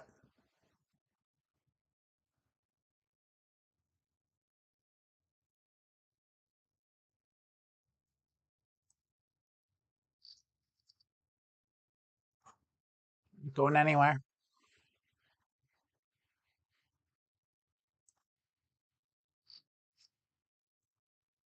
Still calling. And we're calling. I think we got it.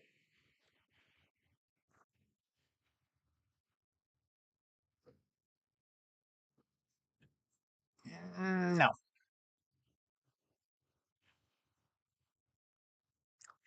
Small blind. Not happening.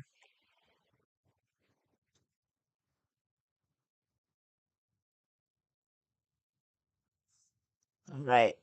So we should be watching the other players too, just see what they do. But they're playing pretty predictably, like pretty normal poker, pretty straightforward. What you kind of got to do when you got a maniac at the table, you kind of got to reel it in, kind of change your style around in order to beat them.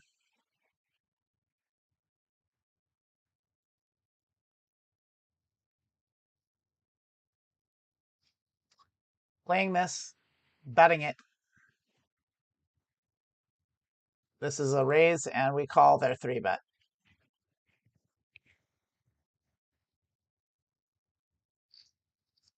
That's wonderful.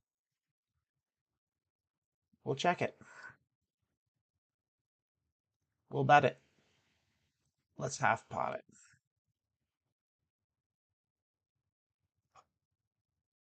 Let's see if they raise now.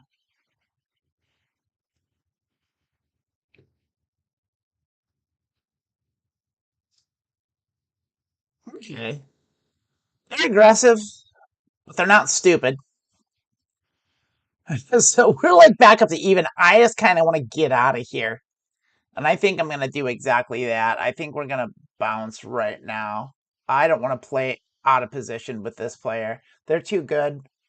They know what they're doing, and that's incentive enough for me to leave. Plus, we're already down a buy-in. So getting out of there. We'll go back here. We can play high-low. High-low's fun. Let's go back to our correct stakes. Here we are. I got to get y'all in here.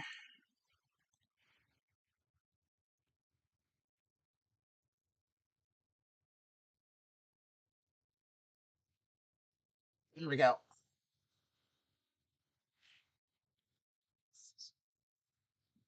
All right. 7, 9, 2, Jack. Terrible hand. But we're in the big blind.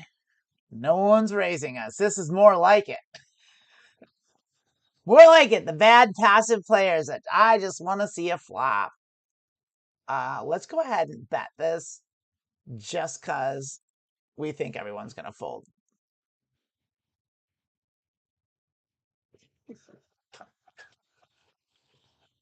Oh, yeah, this is more my speed here.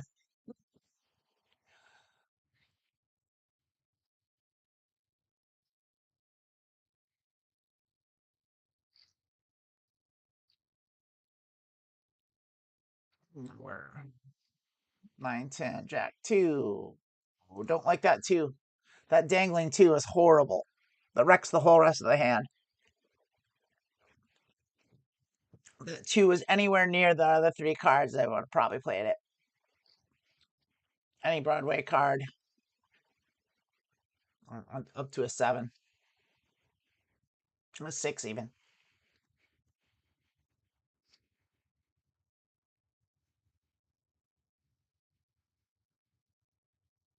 This is the hand that I would bet at this point because they checked it and I have 2 pair. I think 2 pair would have been good. What would they had a straight. So never mind. Never mind. I would have bet it and I would have lost. Queen 8, 9, 7. It's double suited, but it's double suited the wrong way, but we're still gonna bet it. It's still a double suited hand with a suited ace, so we're still playing it. And we hit the wrong flush, but it's still a flush. So we're going to go ahead and bet small. We'll bet half pot. See if we can get them to come on along with us. They didn't raise us, so they don't have... They might have a better flush. We're still going to bet it because we've got a flush.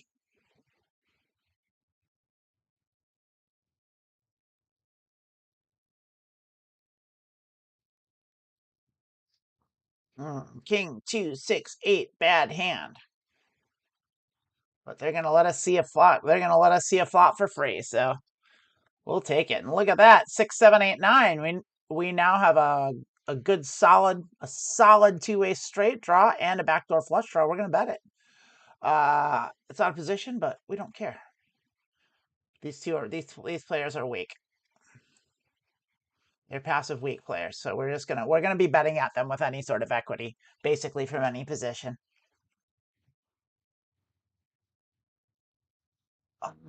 Yeah, not great. We're looking at this player, seat 1 there. And so when someone limps every time and then they bring in, that's a monster hand. That's a good hand they have. So we want to be extra cautious when either 5 or 3 brings in. Because if they're just limping, that means they just want to see a flop. But if they bring in and it's like, oh, we've got a hand I want to play. I've got a great hand here. So there's a good chance they had a high pair. Now, the other end of that is these players that play like this, we're definitely raising that. Even though they brought in, we probably should have just called it. So they're going to call. If they brought in, they're going to call. But look at that. We had a pair of 8s. We have a flush draw and we have a straight draw. We're gonna bet that. We're gonna do a small bet because it's a 3 bet. So let's just do the third. They're probably gonna call. We'll see. No, they just gave it to us. That's nice.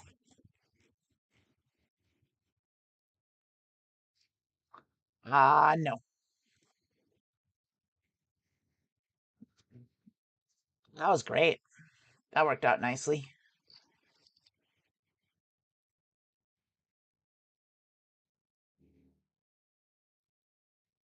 So yeah, this player or this player, when they bring in, this player to our left is playing kind of correctly. So we don't love that they're on our left either.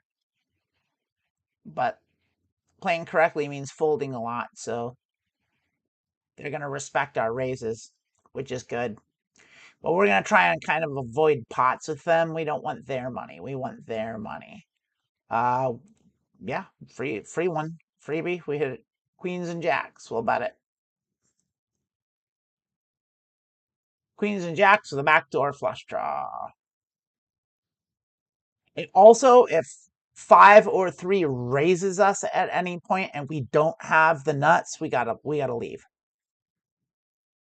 That means even on like full houses and stuff. Like if they raise us and we don't have the nuts, we got to go.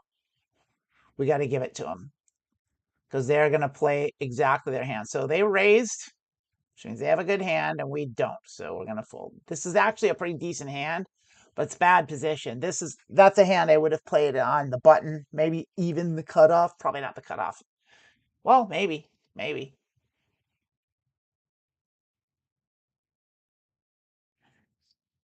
Because it's really connected. And now we have 6s and 4s. It's not a great 2-pair, but it's 2-pair. But yeah, no way. I believe that the dealer button here probably has 2-pair or, yeah, we won't know. They had something. Maybe even trip kings that they slow played and then they didn't want to not put money in the pot anymore.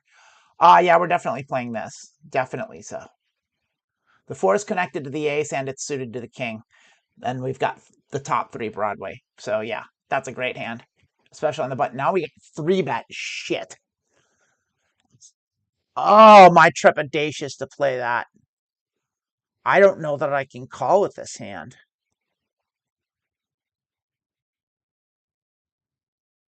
We're in position.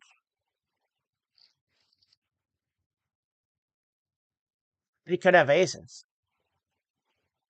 See what they do. They could have a set of jacks. They've got the pot. We have equity. They could also have kings. We have.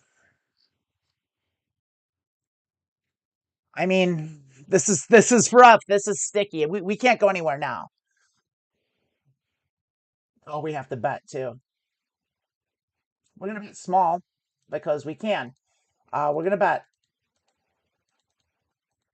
15, and the reason is because the pot's so big that we can go all in on the river. We hit the nut flush. We are gonna go all in, so we got this.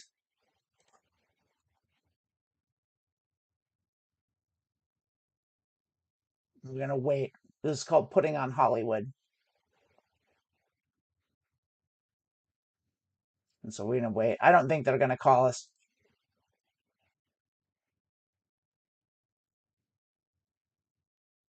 We hope they do though, because we have what's called we have the nuts.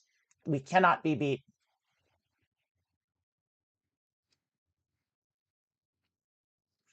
There's a school of thought that says I should have maybe done a half pot bet, so maybe they'd have called with their straight.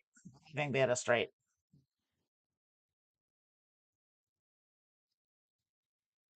3, 5, 7, 9 is a bad hand, and we're three-way.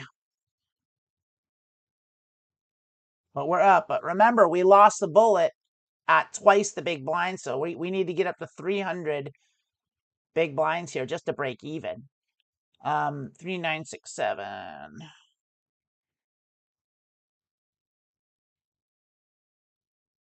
Yeah. On the button? Yeah. They're connected enough. I've got a suit. We're on the button and we've got a stack. Oh, that's not good.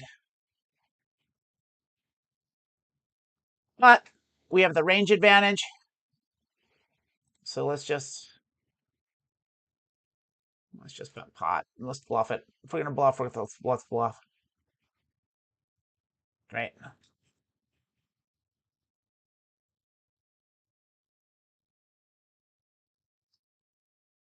Right.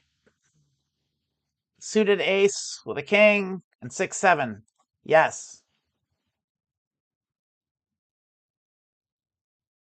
We'll call.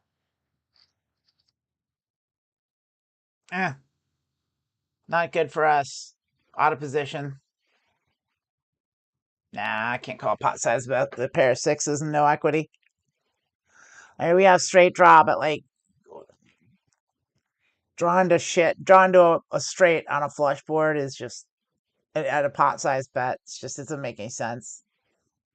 It's gotta throw in the hand sometimes. It's gotta throw in the fold. In the muck. In the muck, as Jonathan Little says. Take your cards, throw them in the muck.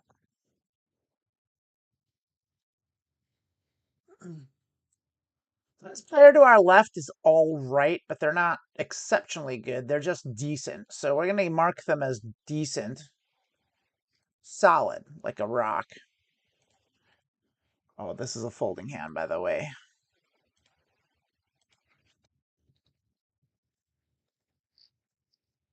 They don't seem to be bluffing ever.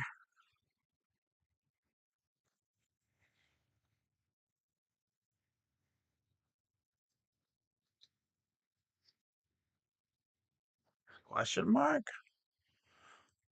So at this point, it's a pretty reasonable assumption that they're betting their equity, and which is a fine way to play pot limit Omaha. Like until you get up in the higher stakes, it's how I play at this stage, and I think I'm decent. I think I'm good. Actually, I think I'm good.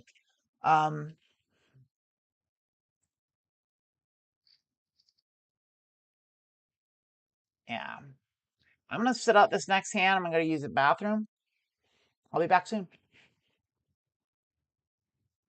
While I'm gone, watch what the players do and see if you get to see any cards. Let me know in the chat if I miss anything.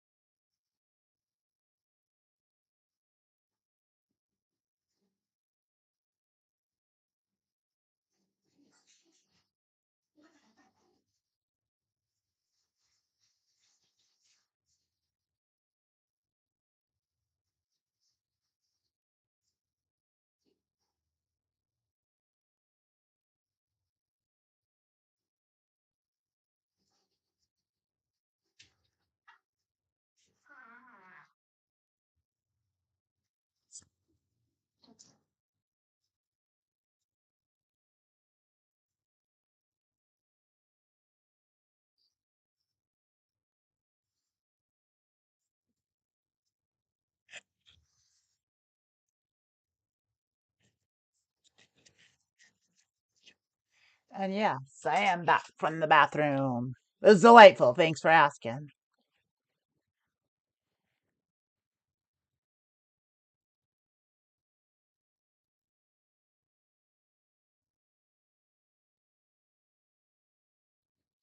Alrighty. Alrighty. I don't see anyone in the chat, which is too bad. I'd love to see some people in the chat sometime, but that's all right. We're still playing poker. We're still up. We're not.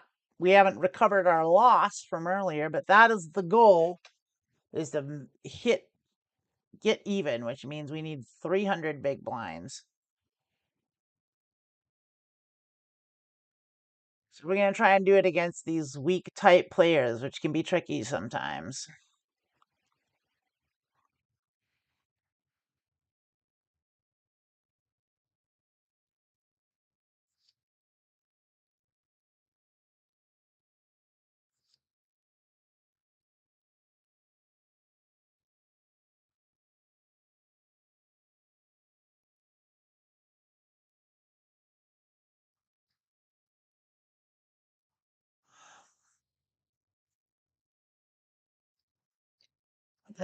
I don't know if you can hear the sound of the game. I don't think you can. When a new player comes in and there's an N there, and then it dings. So we are now six-handed, and I'm in the big blind. A min raise from the button. This is good enough to call that. And that's great for us. 9s and 8s with a flush draw and a straight draw. It's not a great straight draw, but we still have a heck of a hand here. We're going to raise that up. And pot that.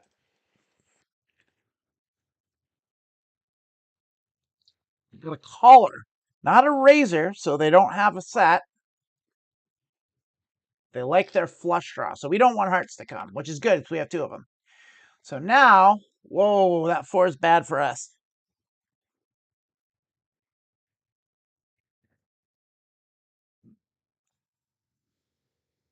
We're going to call because now the trips are there, and these goobers, we don't know what this goofball doing one thing is doing. Maybe they have an 8. Maybe they have a 4. Now there's a, our hand got wrecked. So we didn't hit anything that we needed. Our hand did not improve. Our hand got way worse. So the straight's there. We missed our flush. They hit their straight. We do block the straight, but they could have a 4 or a full house. We're just going to believe them. It's a tiny bit, but our 2 pair, I promise you, isn't good.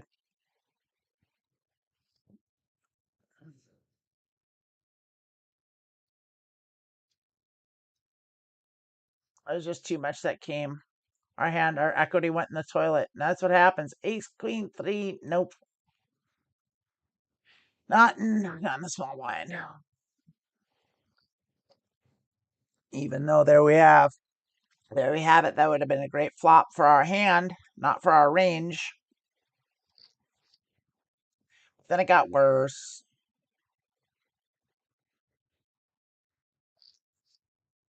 And we would have missed, and we'd have just been stuck out of position with nothing against betters. So C2 seems pretty aggressive with a 7.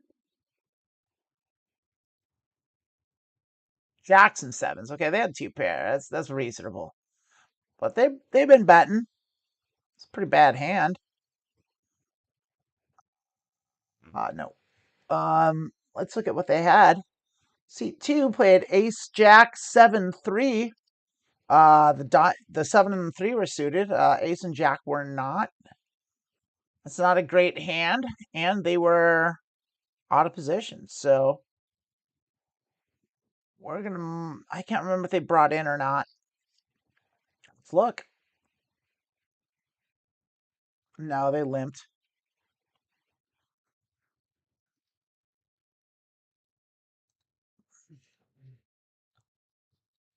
Limper, aggressive with a hand. And what do they call that? That changed something too. We're gonna give them a fish. They seem pretty fishy to me. What just happened there? So they were this big blind with suited ace, double suited hand, pretty decent. They probably raise it. I don't know. We've got garbage. We fold our garbage. And I think C4, who had 6, 6, 8, 9, also pretty good hand. Just 3 spades though, not great, but they hit a set. Yeah, they had a set. And yeah, that's what they ended up having. It was a set beat. It looks like they had a pair of jacks and 3s. So set beat 2 pair is what happened there. So they both played it wrong pre-flop, but then post-flop they played all right. But that's why you don't play with like mediocre hands, because like that's what happens in Pot Limit Omaha. It's like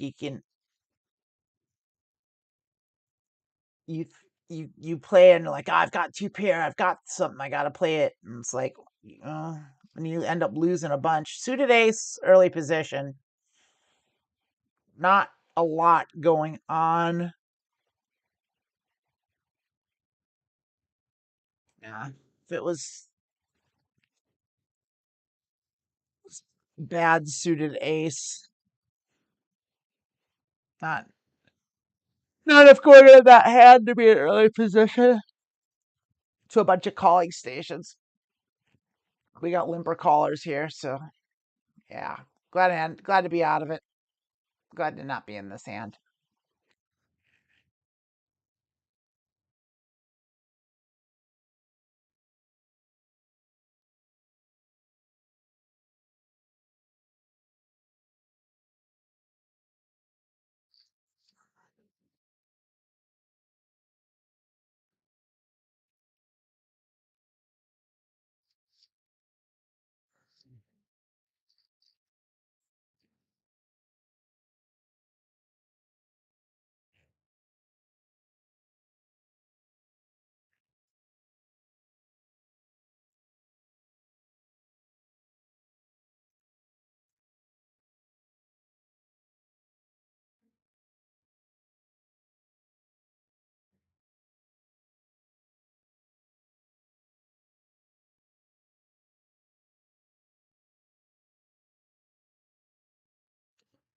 We're definitely playing it. We got a pair of queens and a good flush draw and a straight draw. We're gonna raise it. Let's raise it up.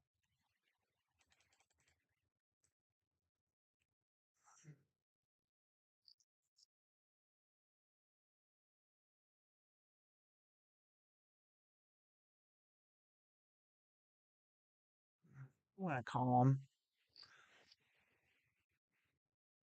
Oh, I think they have kings. And we have to call 5 big blinds to win 55. Yeah, they have kings. That sucked, but at that point, yeah. Our hand with equity did not manifest. Playing this for sure. That's a raise. That's a 3-bet. Blah. Blah, but we do have an overpair. So we just call.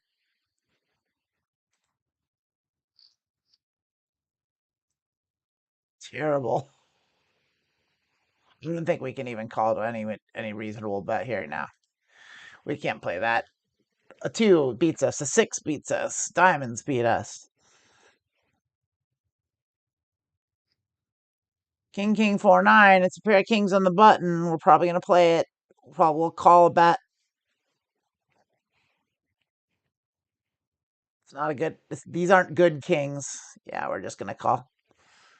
We're not trying to... We're trying to hit a set here.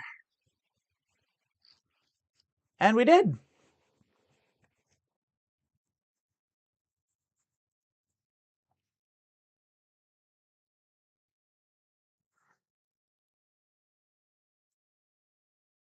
So we have to bet the pot because we need to get more chips in there, even if we lose our customers. And I'm starting to come around, especially in these stakes, that like when you have it, just bet pot, just bet pot, pot, pot, pot, pot. Get the money in there. Even if they don't call you, if you keep doing it, they will call you. So we're going to raise our double suited ace. And we hit middle pair with a bad draw, but a flush draw, and they like it. We have to call that. Ugh. We hate that. That's awful. Big bet we fold. We fold to a big bet. They check to us. Well, now I think they're going to call no matter what. I think they've got a 10. There we go. We hit our flush. They might have a flush. I think they had a 10 with a flush draw, but we'll see. They didn't bet it. We don't have a great flush, so we're just going to check it and hope we take down the pot. And we do. And did they have a 10? Looked like it. They did not. They had an 8. 8s and 3s. They had 2 pair.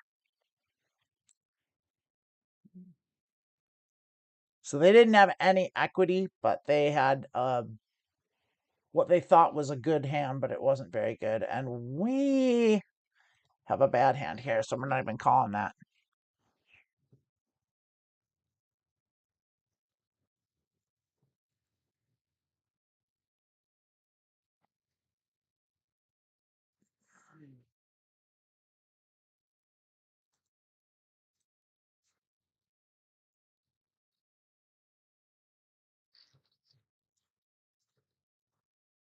They overvalue hands just a little bit. We give them a little fish.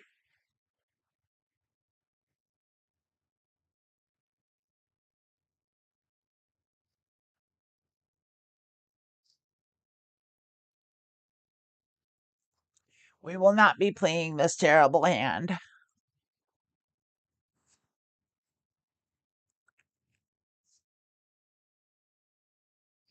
I am kind of wanting to go over to high-low. High-low plays a little different. There's a part of me that wants to explain it to you. Look at that.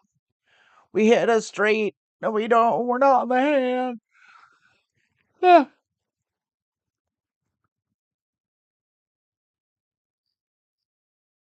And our straight went to shit. So we'd have been in trouble here. With a bunch of chips in the pot. But a hand with no equity. And someone betting. And calling.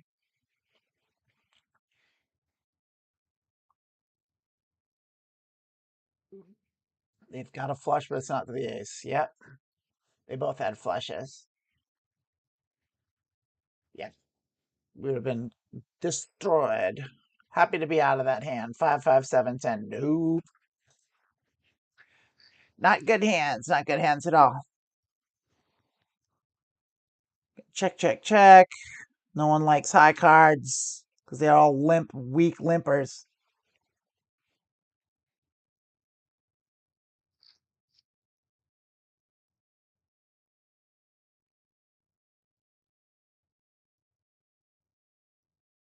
Yeah. Just under the pot. They've got a flush. Player 5 has a flush or a straight. They've got a hand. They got straight. We'll never know. Maybe a low flush. Who is to say? Hard to say.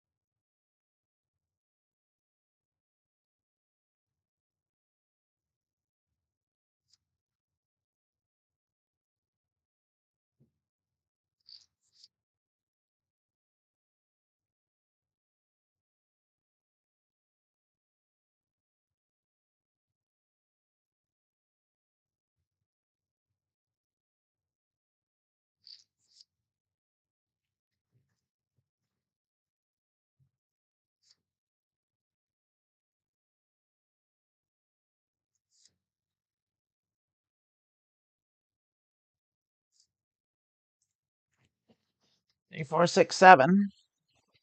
Not good. Still not good. I've been quiet. I'm thinking and not thinking aloud, and for that I apologize. We're not doing great. We lost that bullet on that bigger buy-in, so we're down. We're down a bunch. I don't love it. And it's been about an hour. I'm not really getting very good cards, so we're not playing a lot. Nothing's really happening that we can really comment on. These players are playing pretty straightforward. Nothing exciting is going on. We'll see if they limp and let me in with my garbage hand. They do. They're terrible. Now I have a pair of aces. That's probably good. And a flush draw. We'll bet the pot. You have something. Now, if they had a queen, they're in great shape. But we still got a flush draw. And we hit it. They might have diamonds too, but they don't.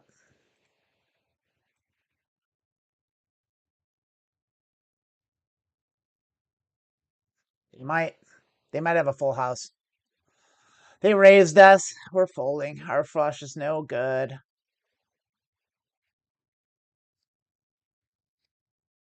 They had 3 queens. Ah! What's off our flush? Shit. We got bamboozled.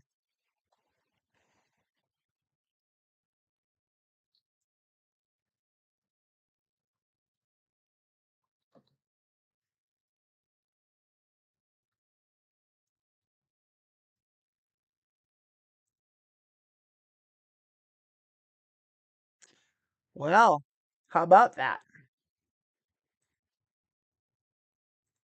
They got a little game in them there. They got a little battle. They get a little shark. Now I do want to play. All right. So 8-6 king 8-6-7. We're out of position. Otherwise, we would bet that.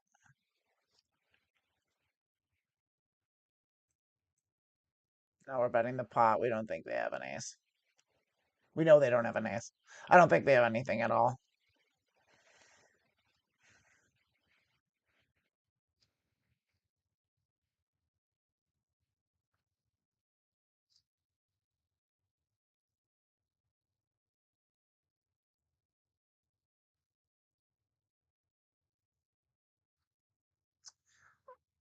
Nah, I was gonna call it. That's too many people in the pot. Yeah, great fold.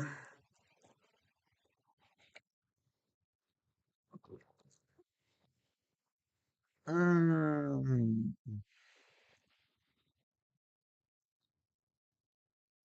So now that we know that player seat 5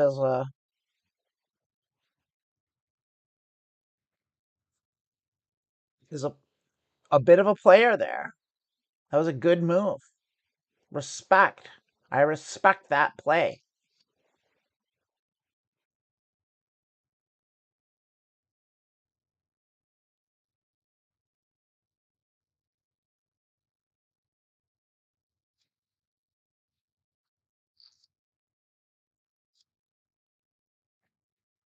They're gonna play their hands. They're willing to bet. They value bet. They're betting for thin value. That's correct. So this player is a player, and we are happy that they are to our right. So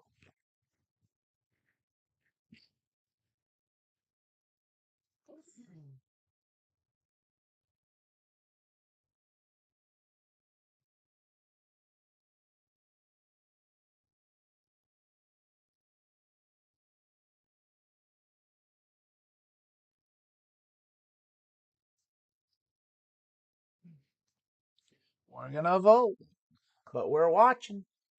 We're watching, always watching to see what they do. And everyone just limps around. They limped in. Curious.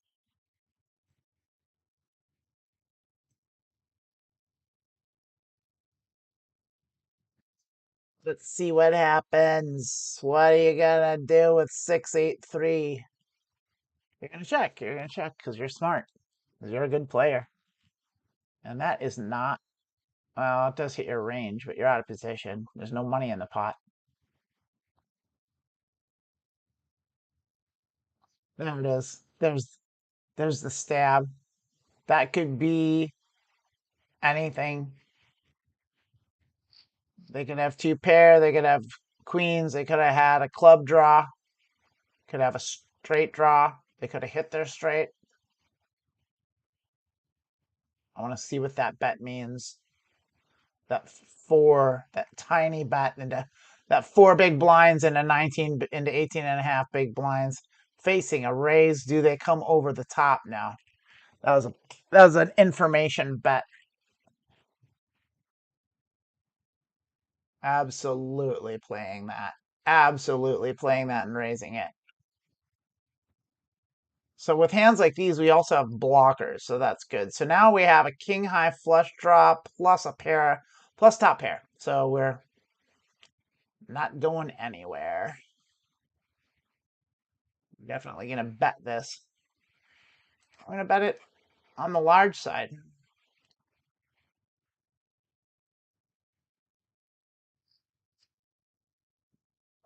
We're going to check it because that straight just came. Oh, do we hate that?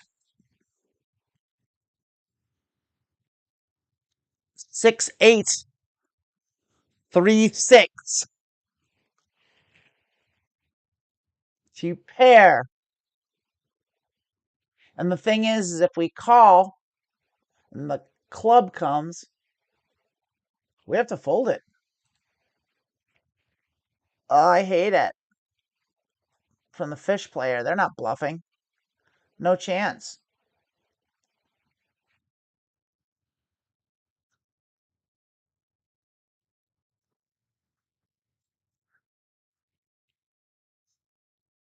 All right, let me see this free flop. Thank you. 8, 9, 10, jack. No diamonds. Ass end of the straight. Call it. No, now two-way straight draw because a 7 comes.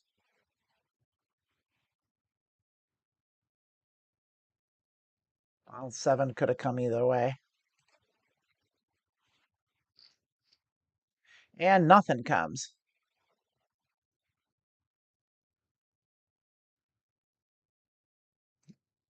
So yours might have been bluffing. Doesn't matter to me.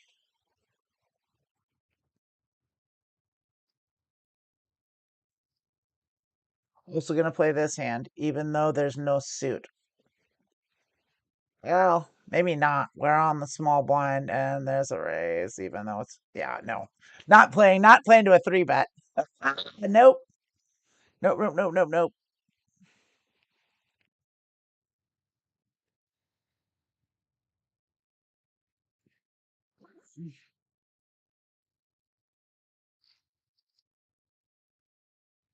Quite happy to be out of that.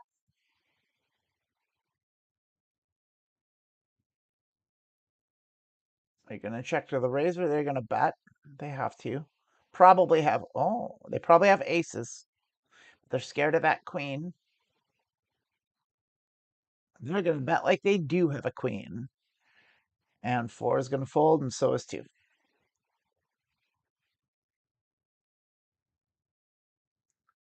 I think so. Yeah.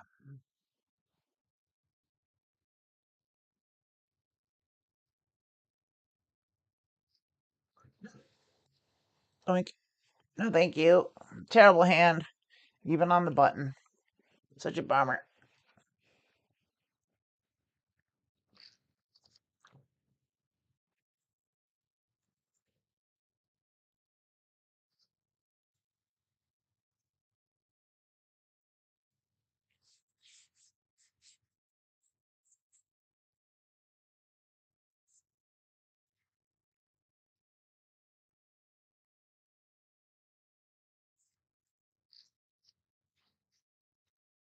Straight 6-2. But a flush on the board. Yeah. Terrible situation. Oh, boy. Boy. Boy. Even though it's two suits, boy. Playing it. It's double suited. It's a pair. Let's see what happens. Oh, shit. This is why it gets sticky. I shouldn't have. I shouldn't have called it. Because now we want to play it, right? Oh God. No. Get out. I shouldn't have fucking called it. It was a dumb call. Yeah, see? Great fold. Just terrific fold. This, however, definitely playing ace, suited queen. Yep. Yep. Raising would 3-bet that. That's an excellent 3-betting hand. That's a 3-bet. That's a 4-bet bluff hand.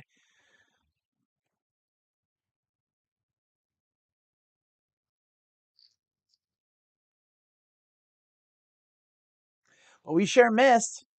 We missed about as hard as we could. I mean, we hit a 7. That don't mean dick. No, we're not doing nothing with that. Now we have 2 pair, but there's a flush.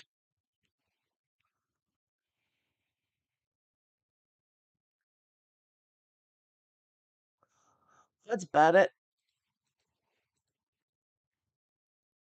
We got 2 pair. We're in late position. Let's see what the shark does. What are they going to do? You're going to give it to us. Beautiful. Thin value bet.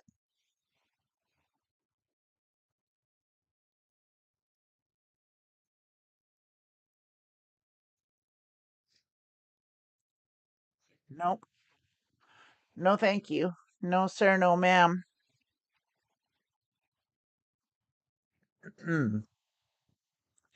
Not even to a limp around. Not in early position. First position. Low jack.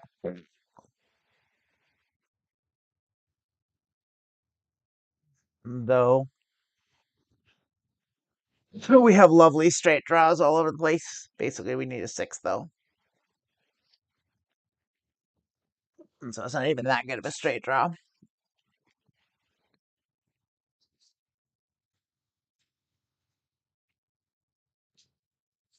Just putting lotion on my hands. I have eczema and I hate it. I got this little dry spot right here. You can't see it. It's awful. You can't see it, but it's awful. It's always dry. It always hurts. Eczema sucks. There's no cure for it. But I'm going to see a dermatologist next month. Or maybe it's November. Once again, terrible hand, but they might just let us in. Nope. Little fishy player there isn't letting us see ain't letting us see the flop.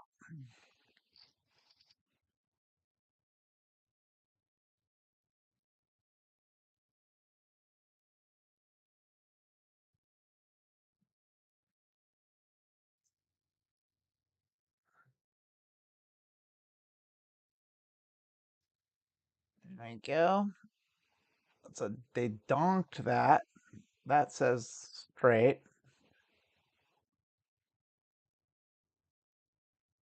You gonna bet again from the small blind? Yeah, you are. You reeling him in? What are you doing? I'm so curious.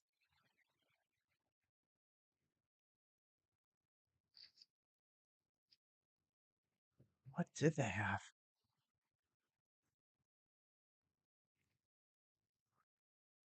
3 hearts. Jack. And a pair of jacks. That's it. Huh. Oh, we're betting that.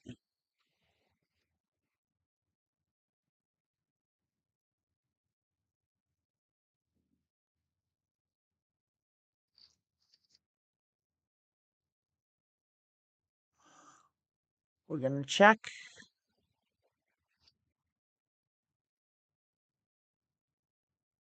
We're bet small. We want them to call us.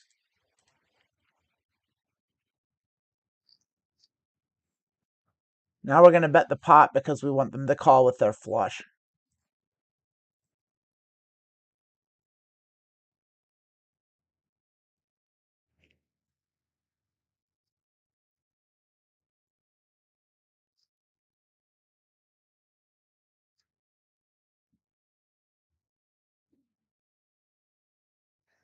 They didn't. That's okay.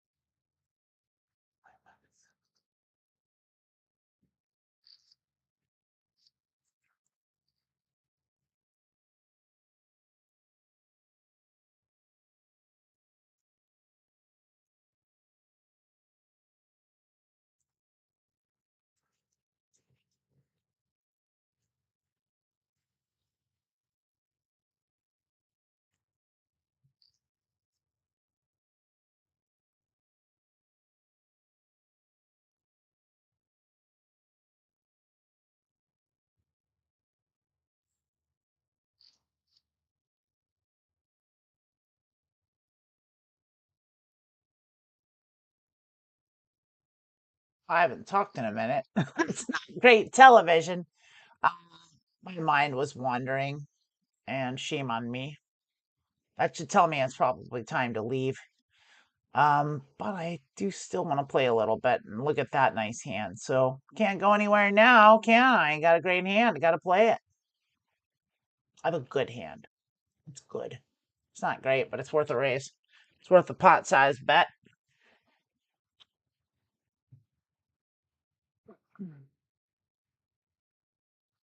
We got a caller.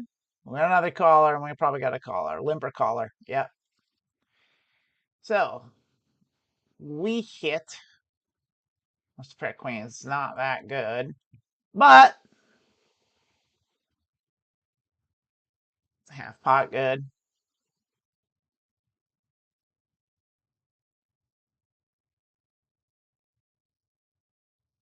What anyone would call with would be a 5.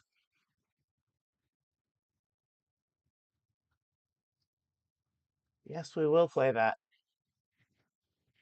They're close together. We got.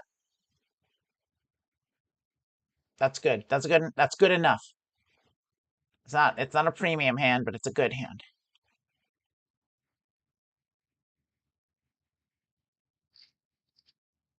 Especially now. It's a very good hand. We're gonna bet that. We're gonna bet that draw. That excellent draw. We have a lot of equity here. A lot of straights could come and no flushes. So we're gonna pot size bet that.